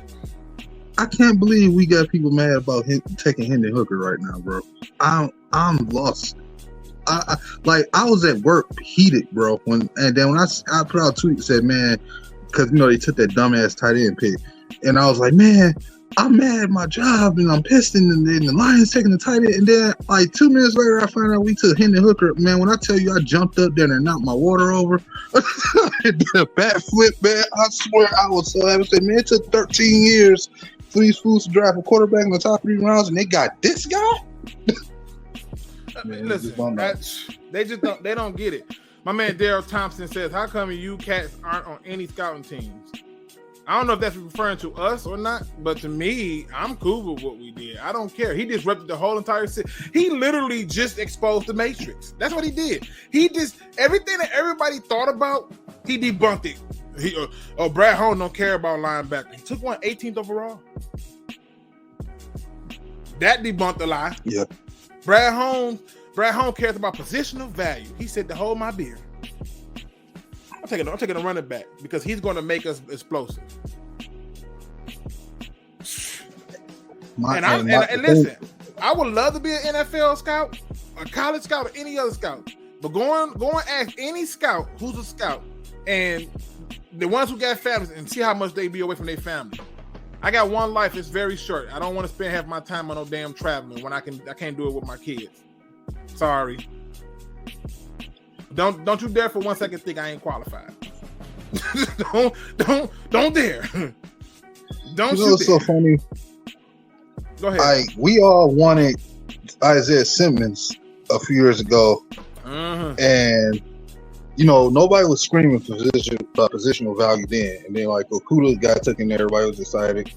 You know, and I defended him too. You know what I'm saying? I wanted Simmons more, but I defended Okudah. I was cool with having him here because I thought he did have potential. But it's like at the end of the day, you take Simmons, you wouldn't be screaming about linebackers as much. You would be screaming about a lot of stuff because he could have played strong safety. He would have been Jeremy Chin. He would have been Derwin James. Yep. But you know what else was funny about that year though? That they're not gonna talk about? They're not gonna say to me how I told them don't give this regime a 3rd year because you're just gonna mess yourself up. And they told me it take 3 years to build culture. Meanwhile, Dan Campbell come in 1 year, hold my beer. See, this is what I'm talking about. This shit we subscribe to don't make sense. It don't make sense. Now, I wonder if they go tweak the defensive scheme now and maybe run 3 linebackers as they should because we gonna see. Yeah, it's like you got a lot of heavy linebackers. You know, I was kind of hoping for a different linebacker. That's why I like the film session you put out, because I was like him or Deion Hentley or somebody like that. Somebody give you a little bit different flexibility and a little bit more speed in certain areas. Because you need, if you're gonna be running a lot of zone, you need some speed at the linebacker position. Somebody who's fast and a little bit flexible that can get in certain areas the way he can. And you probably want somebody better against the run defense. And it's like, we'll see with Campbell. I like him, but we'll see. What's your favorite pick, man? My favorite pick? Yep. I'm gonna give you one that's not the quarterback. I like the Branch pick a lot. Okay. Because more than I did when I initially was looking at his film before we got him, because it was like, at the very least, you can't put him in multiple sets. And I like players that we can line them up and throw out there, man. So it's like, in two, if you can't afford nobody to stay here, you got him to plug into play. So there's no reason why next draft that's going to be in the city, you missing out on certain positions, because I still feel like we need a cornerback. I'm not cool with just hoping that Mosley be healthy. You know what I'm saying? And I'm like, you didn't get one. So, yeah, that's the part that upsets me. But, yeah, I think Branch was the pick for me. Okay. Hey, Pride Nation in the chat, man, talk to me. Who's your favorite draft pick? Put your heart on your sleeve and tell me who your favorite draft pick is. All right. No, I got people coming in, man. You know I love me some you. Appreciate you for coming through. Sure, bro. Bring in my next guest, my good brother. Appreciate you. People, I'm here for the shit today. My big brother, Detroit's own, Big Will. What's up, man? How you? What up, though? Not much, man. Listen, I'm not Patty Luke today. Okay. I'm confident, Luke. So what are your thoughts about it? Well, I like I said, at first I was kind of shook up when it first started going. You know, like I told you, I was giving them a C because I'm like, I'm trying to figure it out. But as it went on and the whole picture started coming together, I really like what they put together. I mean, you get 4 potential starters in your first 4 picks. That's a good draft. Yeah. I mean, I got 3. I count them. See, I count. Well, I figure they're gonna split carries. I wish they don't do that. I wish they had a primary and a backup, but they're gonna split carries between the running backs. So I guess he's a starter. Campbell's a starter. The tight end is a starter, and then who's your 4th? And then Branch is gonna play, but he's not gonna start. He probably won't start, but I'm saying I'm putting him in the same thing as Gibbs. Okay. He's gonna play. So he's gonna rotate. You know what I'm saying? Rotation. Okay. He's gonna be in the rotation. That's what I mean by that. You know what I'm saying? When you got 4 rookies on the field, regardless if they start or not, that's experience. That's building a team. That's, you know what I'm saying? And now next year, if we don't decide we want to keep Gardner, Gardner Johnson? Yep. If we don't decide we want to keep him, now we got Branch ready to go. Yeah, the one thing about Branch that stood out to me is the ball skills in terms of, his ability to locate the ball and get to that person who hit the ball. I like it. I like it a lot. I ain't gonna kill it, but my favorite pick was hands down Hendon Hooker. Yeah, definitely. Jared Goff had just lost all the leverage he could have had outside of he win a Super Bowl. Yeah, he lost all his leverage for any type of thing. So, and shout out to my man Messiah Flute.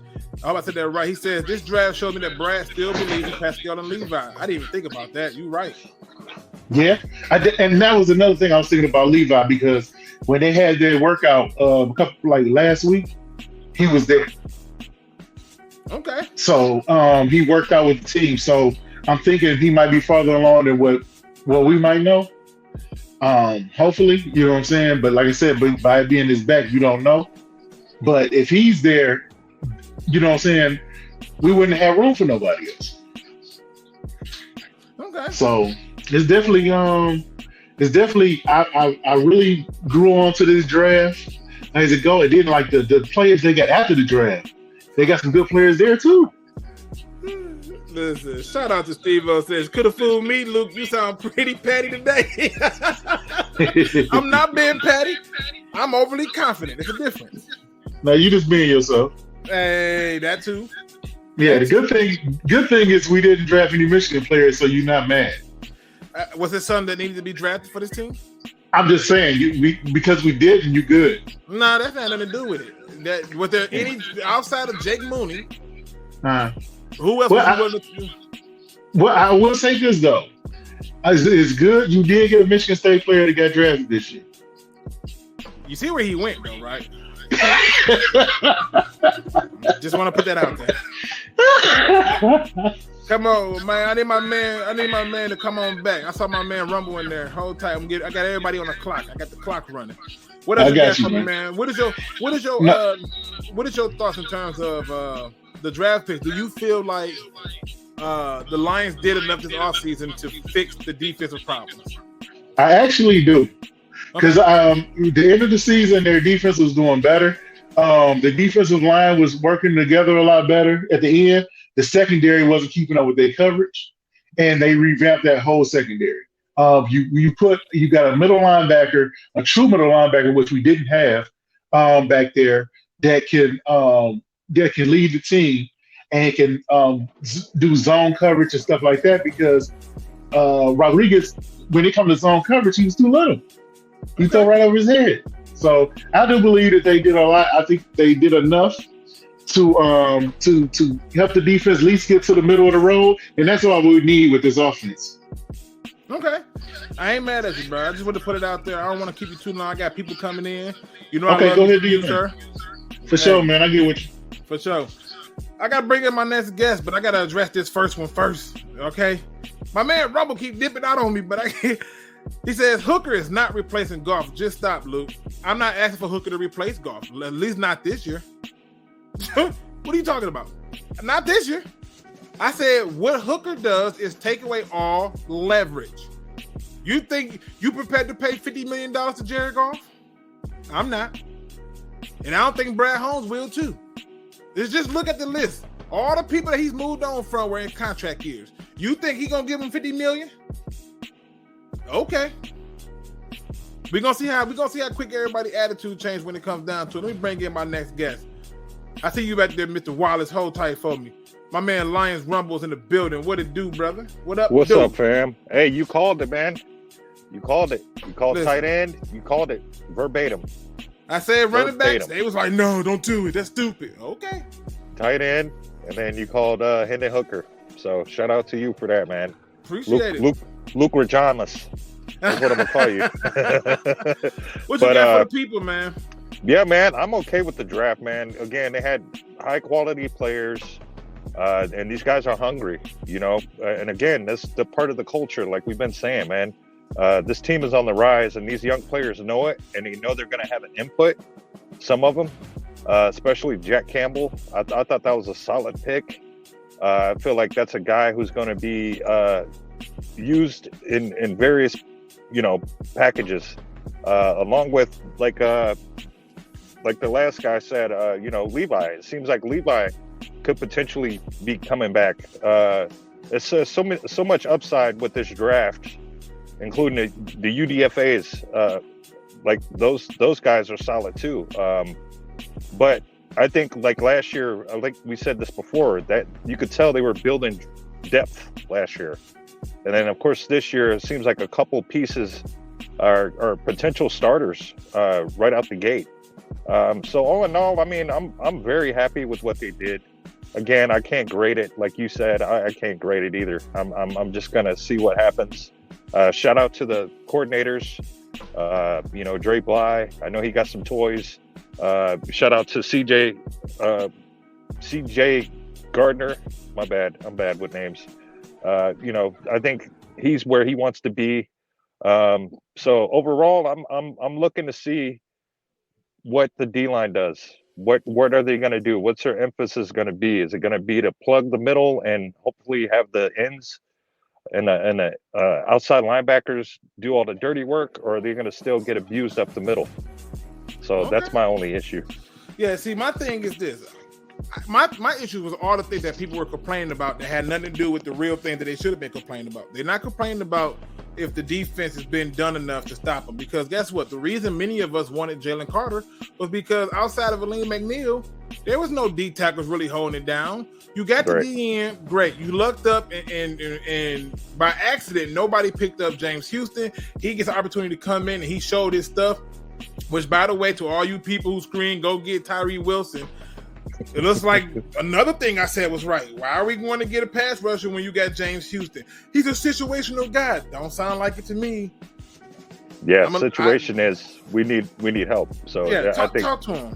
Yeah, his situation is we need help. Another solid pickup, Brad Holmes. I think we're going to be shocked this year as far as opposing offenses are going to be shocked. This team is young, they're hungry. Shout out to him for kind of giving Swift an opportunity with Philly. I don't know, man. I just felt like Swift wasn't. I don't know. I think he felt. I'm going to get into that too. He felt jaded. I think he was a little jaded. He was jaded though, bro. If you think about it, this guy was drafted in the second round. He comes in. He's like, I'm going to get my shot. And they go out and sign Adrian Peterson and make him the starter. Yeah. Then they fire that coaching staff. He's like, all right, cool. This is my chance. I'm going to show my stuff. This is it. Bam. They go out. They sign Jamal Williams and make him the starter. Yeah. Then Jamal Williams get hurt. He's like, you know what? F this. Seize the moment. He goes out and balls the fuck out. Just ball out. Right. And at the moment that man got healthy, he was back to being a backup. Yeah, I'd be jaded too. Yeah, I mean, be jaded too. It's kind of almost like Kerryon Johnson all over again, man. Like, I don't know, man. I just, like you said, I think he had enough of the team. But at the end of the day, he is a great talent. Kudos to him for going to Philly, and he's back with the person that drafted him. So my hat's off to him. 100% Rumble. Let me get my other people up in here, man. Yes, sir. And I want to address this question really quick. My man Wallace is up next. Let me get my man Chris Wallace in. Wallace, before we get going, let me address this question. My man Brent, he says, see, Chauncey Johnson Gardner Jr., whatever all that stuff is, wants that bag next year. Do you think that's why we drafted Brent? No. I think that he's there to replace Tracy Walker. What do you mean, Luke? That doesn't make sense. It makes perfect sense. Because he's a guy who can still play the nickel and still give them that third safety on the field. Whereas when you look at the contract for Tracy Walker, I'm almost sure there's an out on that extension. He has an out for that. And so I'm just saying that I feel like it's not a matter of this, but it's a matter of saying, look, either if let's say Chauncey Gardner balls out and we do give him the bag, cool, we give him the bag. But guess what? If he don't, then he got this guy to step in. It's the same thing. So it's all good. Now, my man, Mr. Wallace, talk your talk. What up, though? What up, though? What's going on, brother? Talk your talk. Man, so, all right, I'm going to give a grade on the draft, but it's just potential of what I see on paper. Then, because, like, I agree with you in the sense of we haven't seen nothing. And honestly, depending on who takes, who catch on faster or slower, obviously depends on that. But there's one thing I disagree with y'all on, and I ain't never really disagree with you, Luke, but the Swift take, I don't agree on. Like, I knew that we needed another running back because we was going to get rid of him. Like, I'm cool with them trading him, but, like, I don't feel like he got jaded at all because people fail to realize that the times he did have his shots, what happened? Was he not in and out of injury? But he balled, though. I mean, he did, but then, you know what I'm saying? But then the one thing I don't like in sports games is divas. I don't care what type of game it is, basketball, football. If you a diva because you got that, it's about me mentality, it's like, okay, we understand you ain't get the ball as much as you want to be. But guess what, dude? If we felt that you was the 3-down back that the last regime thought you was, and you think you are, and everybody else think you are, you would be in there to getting those initial touches. Now, I understand that Jamal took most of the snaps and had the ball, but we talking about it's not like they the same running back. if they was the same, they not even nowhere near close to the same type of running back. The build, like Jamal can take those pounders. You gonna tell me if Swift got those same 17, or however many touches or whatever that Jamal got, that would have been the outcome? Swift had more big runs than Jamal Williams. Yeah. He had more big plays than Jamal Williams. He did, but when we talking about trenches and we talking about goal line, you're not putting Swift in there. He's going to get ate up. But that's not necessarily true because they never gave him opportunity. Just like when they gave opportunity to Jamal Williams with the catch, it wasn't there, which is why he's gone. So I'm not arguing with you, but this is why I say it's a mistake. This is right here is the potential roster for the Lions. I'm gonna be honest. The reason why I'm not really mad at them for trading Swift is because, let's be honest, they don't owe him nothing. We didn't draft you. You're not. Now everybody says that. Oh well, Gibbs is essentially the same running back, but he's better. He's faster. Now I can't really say that until he get out there. But from what I seen, that dude he balls, bro. He got home run speed. You know what I'm saying? And we could do a lot of different things with him, but it's crazy because you can almost argue that the same things we can do with Gibbs, we could have did Swift. But when you can't stay healthy, it's a lot of woulda, coulda, shoulda. So, but you won't get me to disagree with you about the health part, right? But I think sometimes when you I'll give you a perfect example, right, bro? Just follow me on this little bit of logic, right? Okay. You ever played football of any level in your life, right? You played before, right? Yeah, in my high school. Okay. Now, you probably still work out now, right? A little bit, yeah. A little bit, all right. But what happens if you stop working out? What happens when you don't? What happens when you don't work out as much as you used to work out? What happens when you stop stretching? What happens?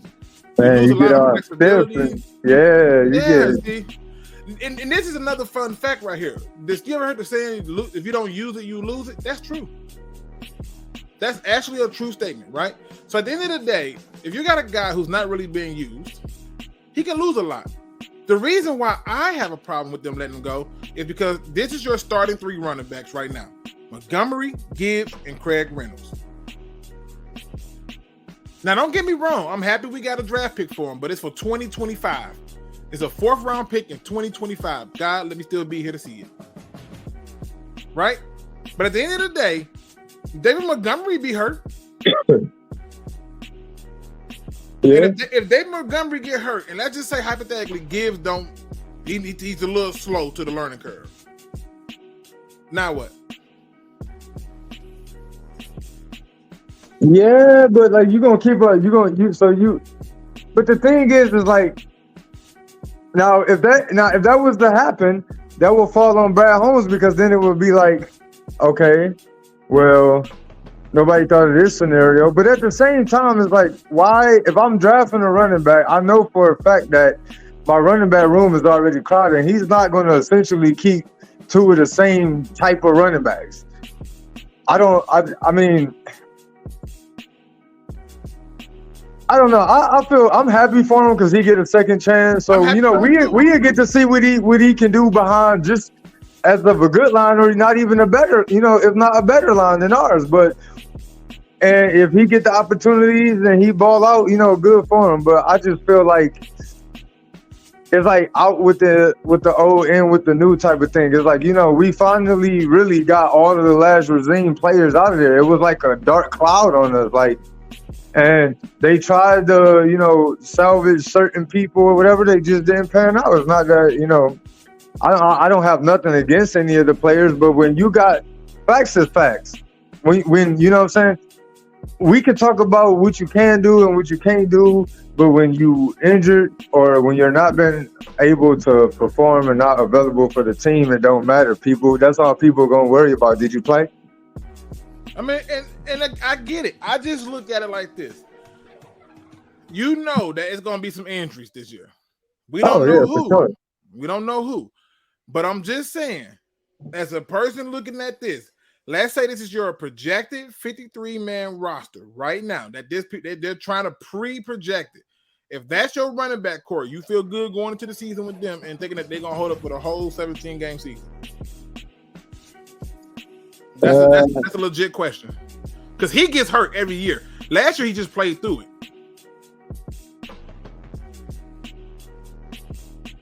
So I'm asking. Honestly, I mean, that's dicey. That's dicey.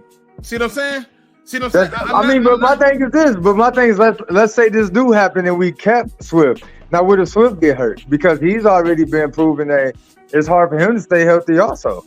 Okay, so let's say hypothetically we follow that. Let's say Montgomery get hurt. We cap Swift get hurt, right? Cool. You still got Jahmyr Gibbs, you still got Craig Reynolds, right? And you're not in a good situation from that standpoint. However, now this is why they added another running back, the guy from Minnesota. And I'm not even trying to say his goddamn name. You got me once, you won't get me again. All right. But that's why you add another running back that you can kind of hope floats under the radar and pray to God that nobody sees it. I'm just only pointing out that look, I just looking at that, it concerns me. That's all. That's it. But yeah, my thoughts on the draft, though, to be honest, man, I really dislike our fan base because they are a bunch of unknowledgeable football people. Like, how you like a sport and you have no clue of what's going on? Like, this is the thing, the positional value, bullcrap, everybody, and we talked about this the other stream ago. I don't care about that because guess what? If he ball out, I don't care if you took him at 130, 209. Like it doesn't matter because like at the end of the day, nobody was talking about positional value when Tom Brady won all them rings. He wasn't projected a first round draft pick. Hey, look, my man. First of all, shout out to the Darren for breaking it down to me. I don't remember his name being that short. I felt like it was something else, but don't worry about it. He said it's Ibrahim. Okay, I got it. I'm just sorry. Shout out to my man, Michael Kimber. What's going on, Michael? To answer your question, I feel like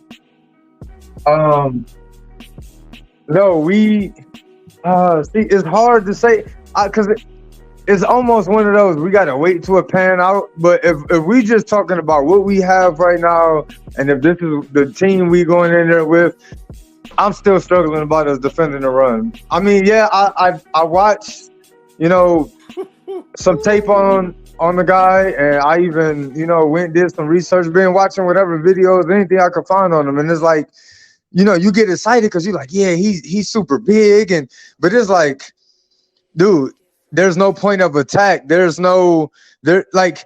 Okay, if you can't bull rush somebody. Oh, he raw. Just say he raw. He raw. Yeah. You like Giannis when he first came out. You had one move, and if somebody learned how to stop that one move or anticipate it, or even slow you down, there's not like what you gonna do then.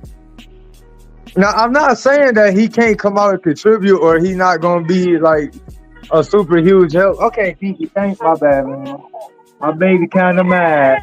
I'm sorry. Oh, you mad. I'm sorry. Too mad. Hey, they didn't catch the memo. Fatherhood's the best hood. Oh man, yeah, that's the only hood I rap, man. But I rap. But yeah, so I mean, I'm still questionable. If anything, I'm questionable. But I don't think nobody gonna be thrown on us like they did because like we and. I'm not worried about that though, Chris. I'm worried about the pass. So, dang, I know Rumble probably got a phone call, but I'm worried about them running the ball on us. I'm not worried about the pass game.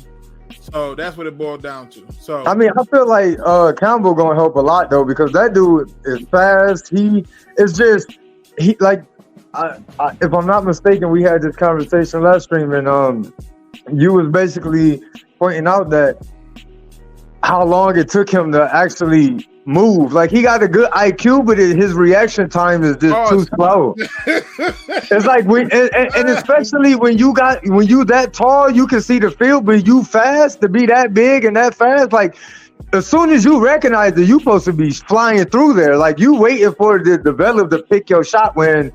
And I get it, you don't want to overplay, but sometimes, man, you just got to trust your instincts. But I feel like that's not something he's going to struggle with. Like, dude is a day one starter for me. Like, he has to be at 18. I don't care what he was projected because if people want to go off that, a lot of mock drafts had him as the best linebacker out of the whole court. Like, we're not talking about edge rushers, and that's another thing people fail to realize. Like, we're not talking about edge rushers, and we got, you know what I'm saying, Hutch, and then we got James Houston, which we haven't even seen him in the full season yet. We haven't even unleashed him for real. Correct.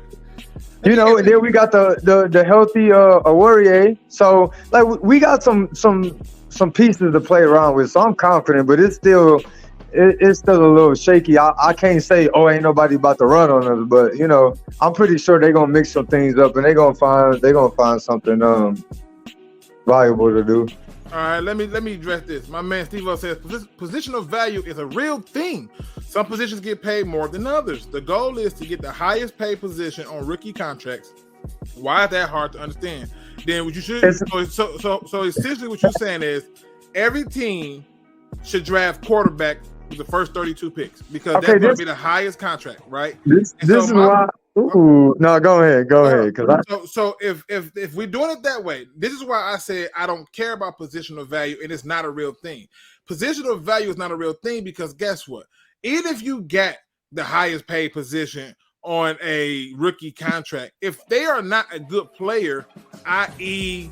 Jamarcus Russell, Carson Wentz, like who cares?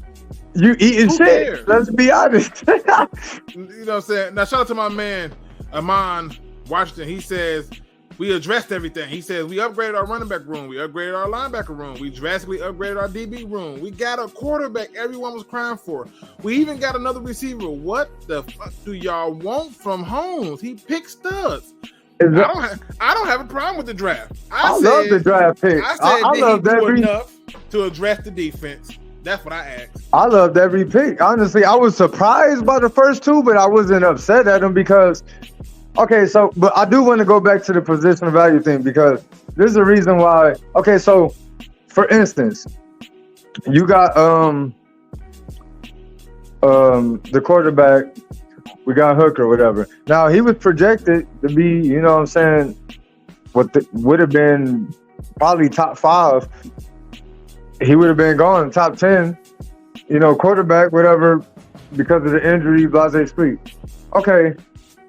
Now, if you feel like this is the guy we got a plan for him, blase split, they would have got him at 6. I mean, and let me just argue the fact, man. You can't say that's bullshit because if we gonna trade up and get a wide receiver at 12 who can't play, why wouldn't we have just got the quarterback that fell to us? And he was projected high because guess what? They was like, I don't even think they planned that. I think it was just one of the things like, hey, he's still one of the people on our board and he's just sitting here. So let's go get this guy, you know, because at this point, you have no risk involved. None. Just upside. Like if he comes, he get to sit behind Goff, and then it's like he's not instantly putting pressure on Goff. It's basically one of them insurance policies. Like, okay, if Goff go down, we have somebody we developing that we can give the keys to. You know what I'm saying? Or if Goff don't, he play trash or whatever. Okay, no harm, no foul. Get him out of here. So we're in the best position that we can be, and at the end of the day, it don't matter where we took the quarterback. We got a really good quarterback. And if he pans out, everybody talking about the age. Man, what are you talking about?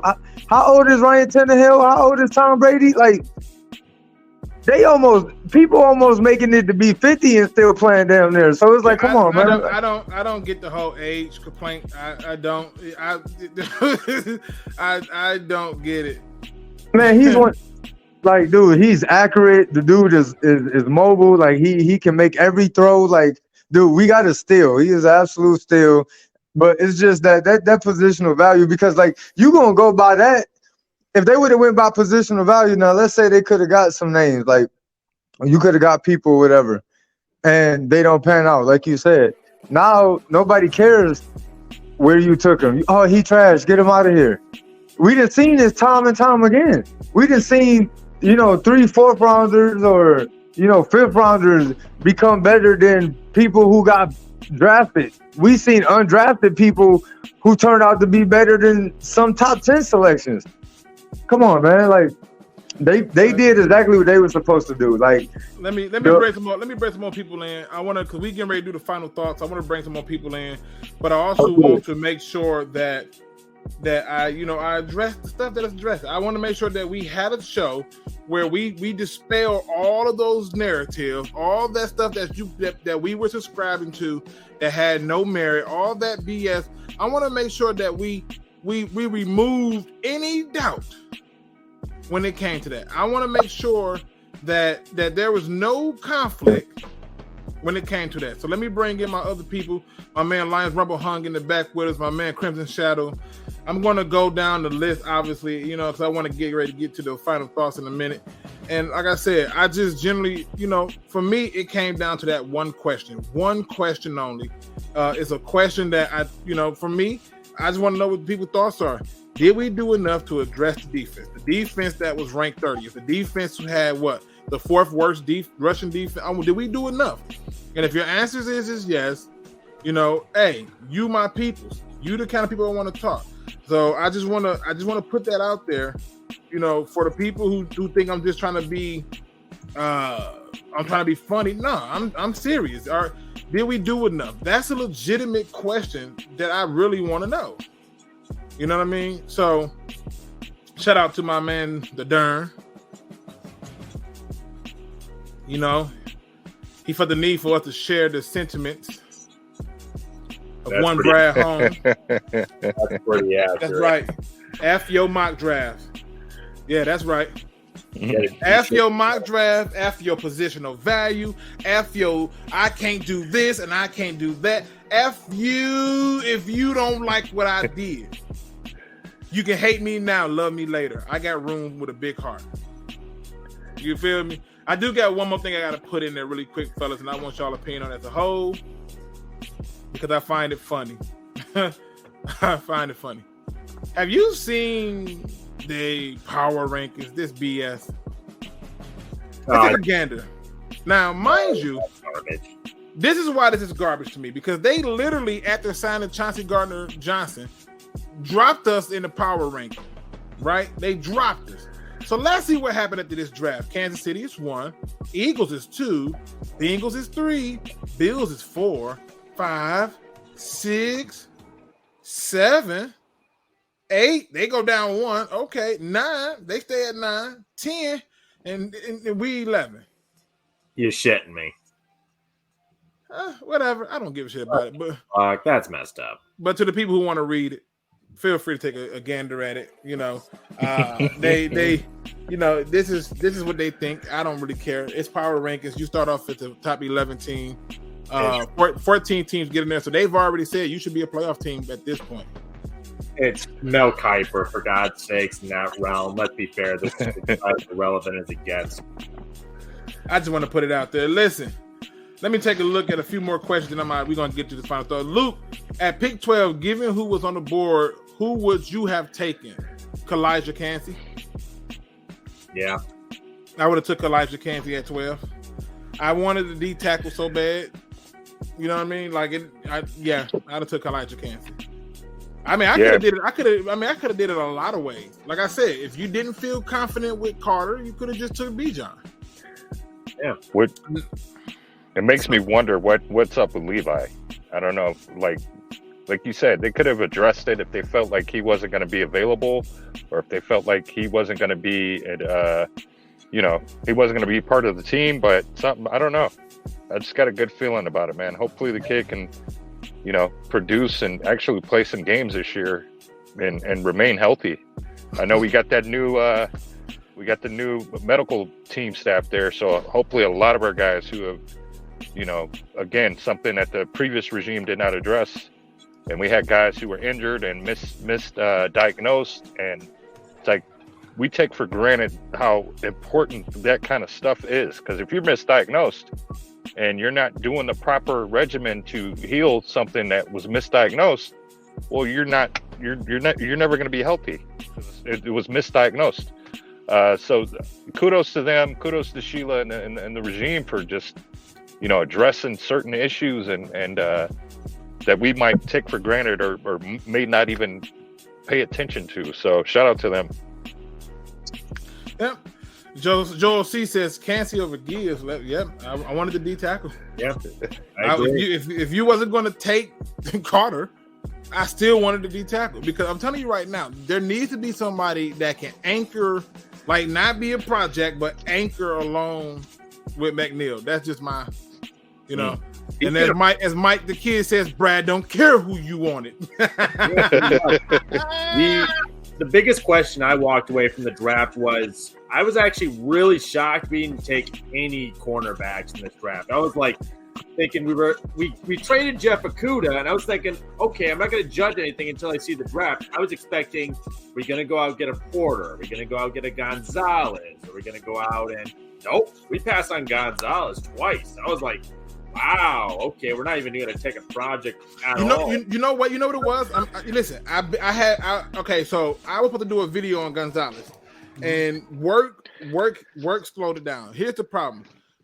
Gonzalez was the kind of player who was so cocky, he was so confident in his ability that he didn't always perform up to the par. He would do stuff like lollygag on certain routes and stuff like that, and then try to be like, oh, let me quickly go back and get the ball, like he was tricking somebody. And so they gave up a lot of plays because he was not staying technical sound in his technique and a lot of those things. And that's why they was not appealed by him. So to me, my problem with Gonzalez was also this. When you watch him in a lot of those games, when they was like really good receivers, he didn't play them like they was really good receivers. You know what I mean? When they was really trash receivers, he played them like they was really good receivers. Okay, that answers that question. But what about like guys like, I don't know, Cam Smith, Keely Ringo, Garrett Wilson? They at that point, and I think shout out to John Kapler, who noticed that he was going offense, defense. So at that point, it was a matter of who's the best offensive player left, who's the best defensive player left. That's all it was. Fair enough, then. Tic-tac-toe. Yep. All right, good people. We've been on for an hour and 56 minutes. I hope y'all enjoyed today. I hope I didn't get Patty. I was trying to stay super confident. No Patty coming out today. I did sound like Petty Luke. I ain't gonna lie. I mean, it was minor. I mean, if it was Patty Luke, I would have came out with like a little bit different one. Yeah, Petty light, not bad.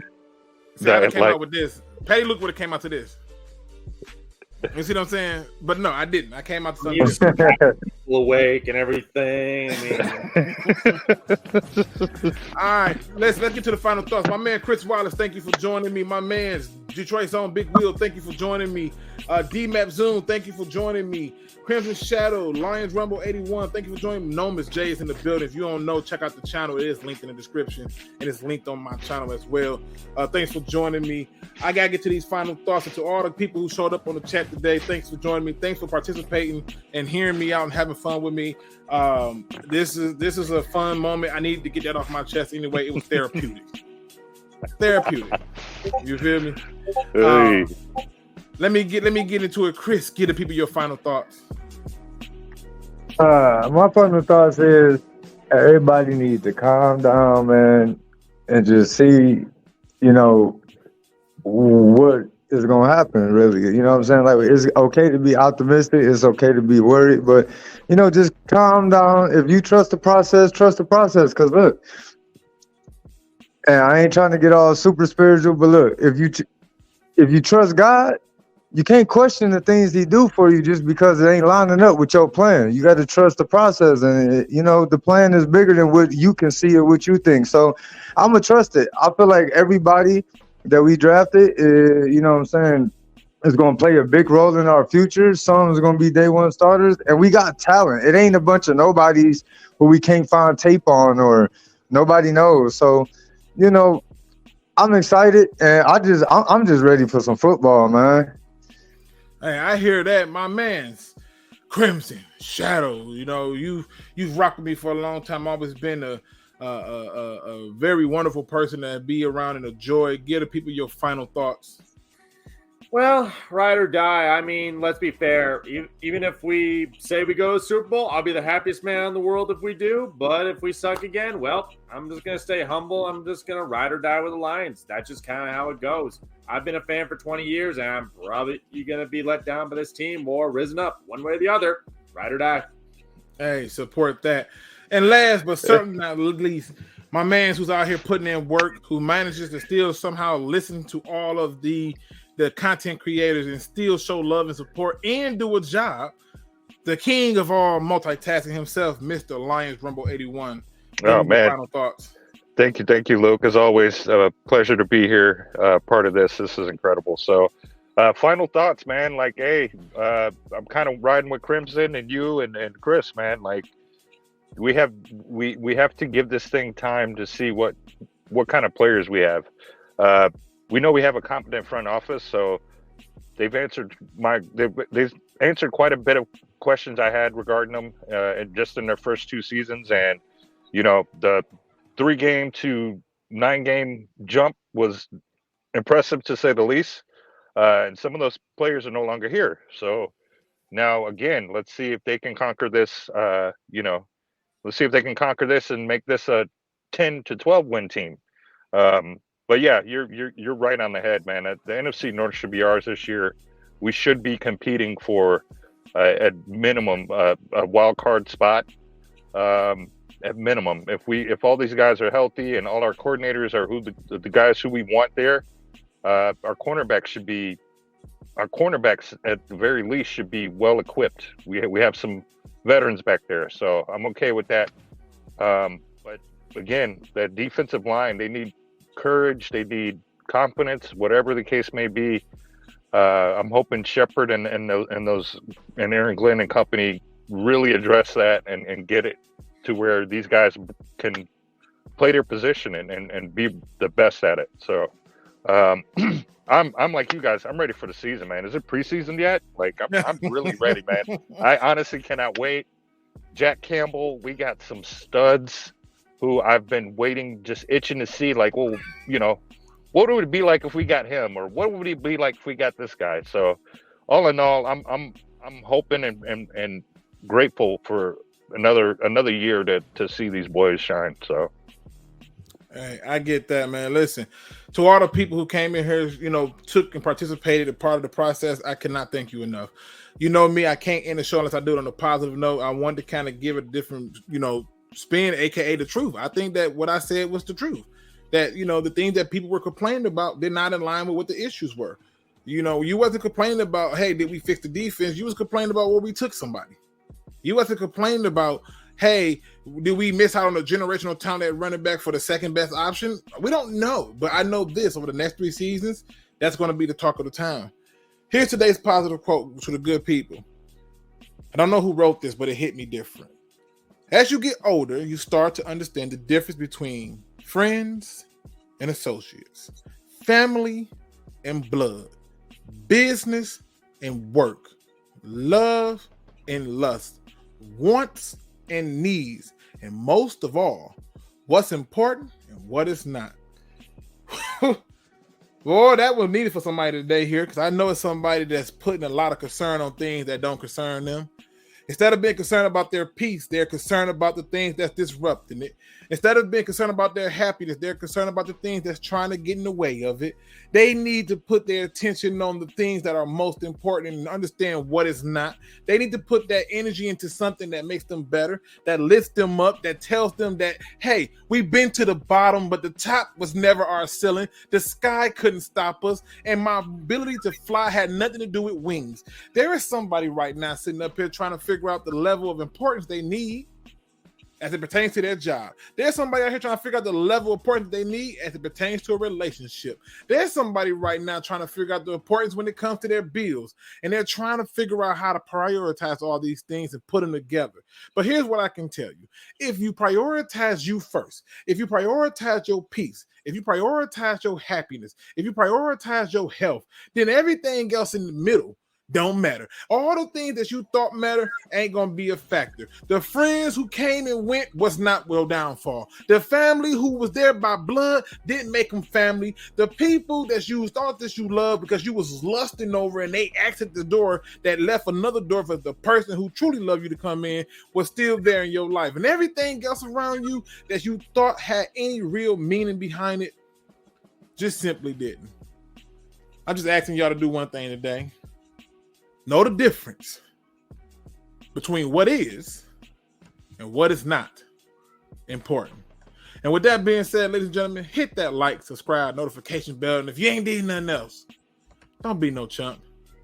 Please do your research. We are out.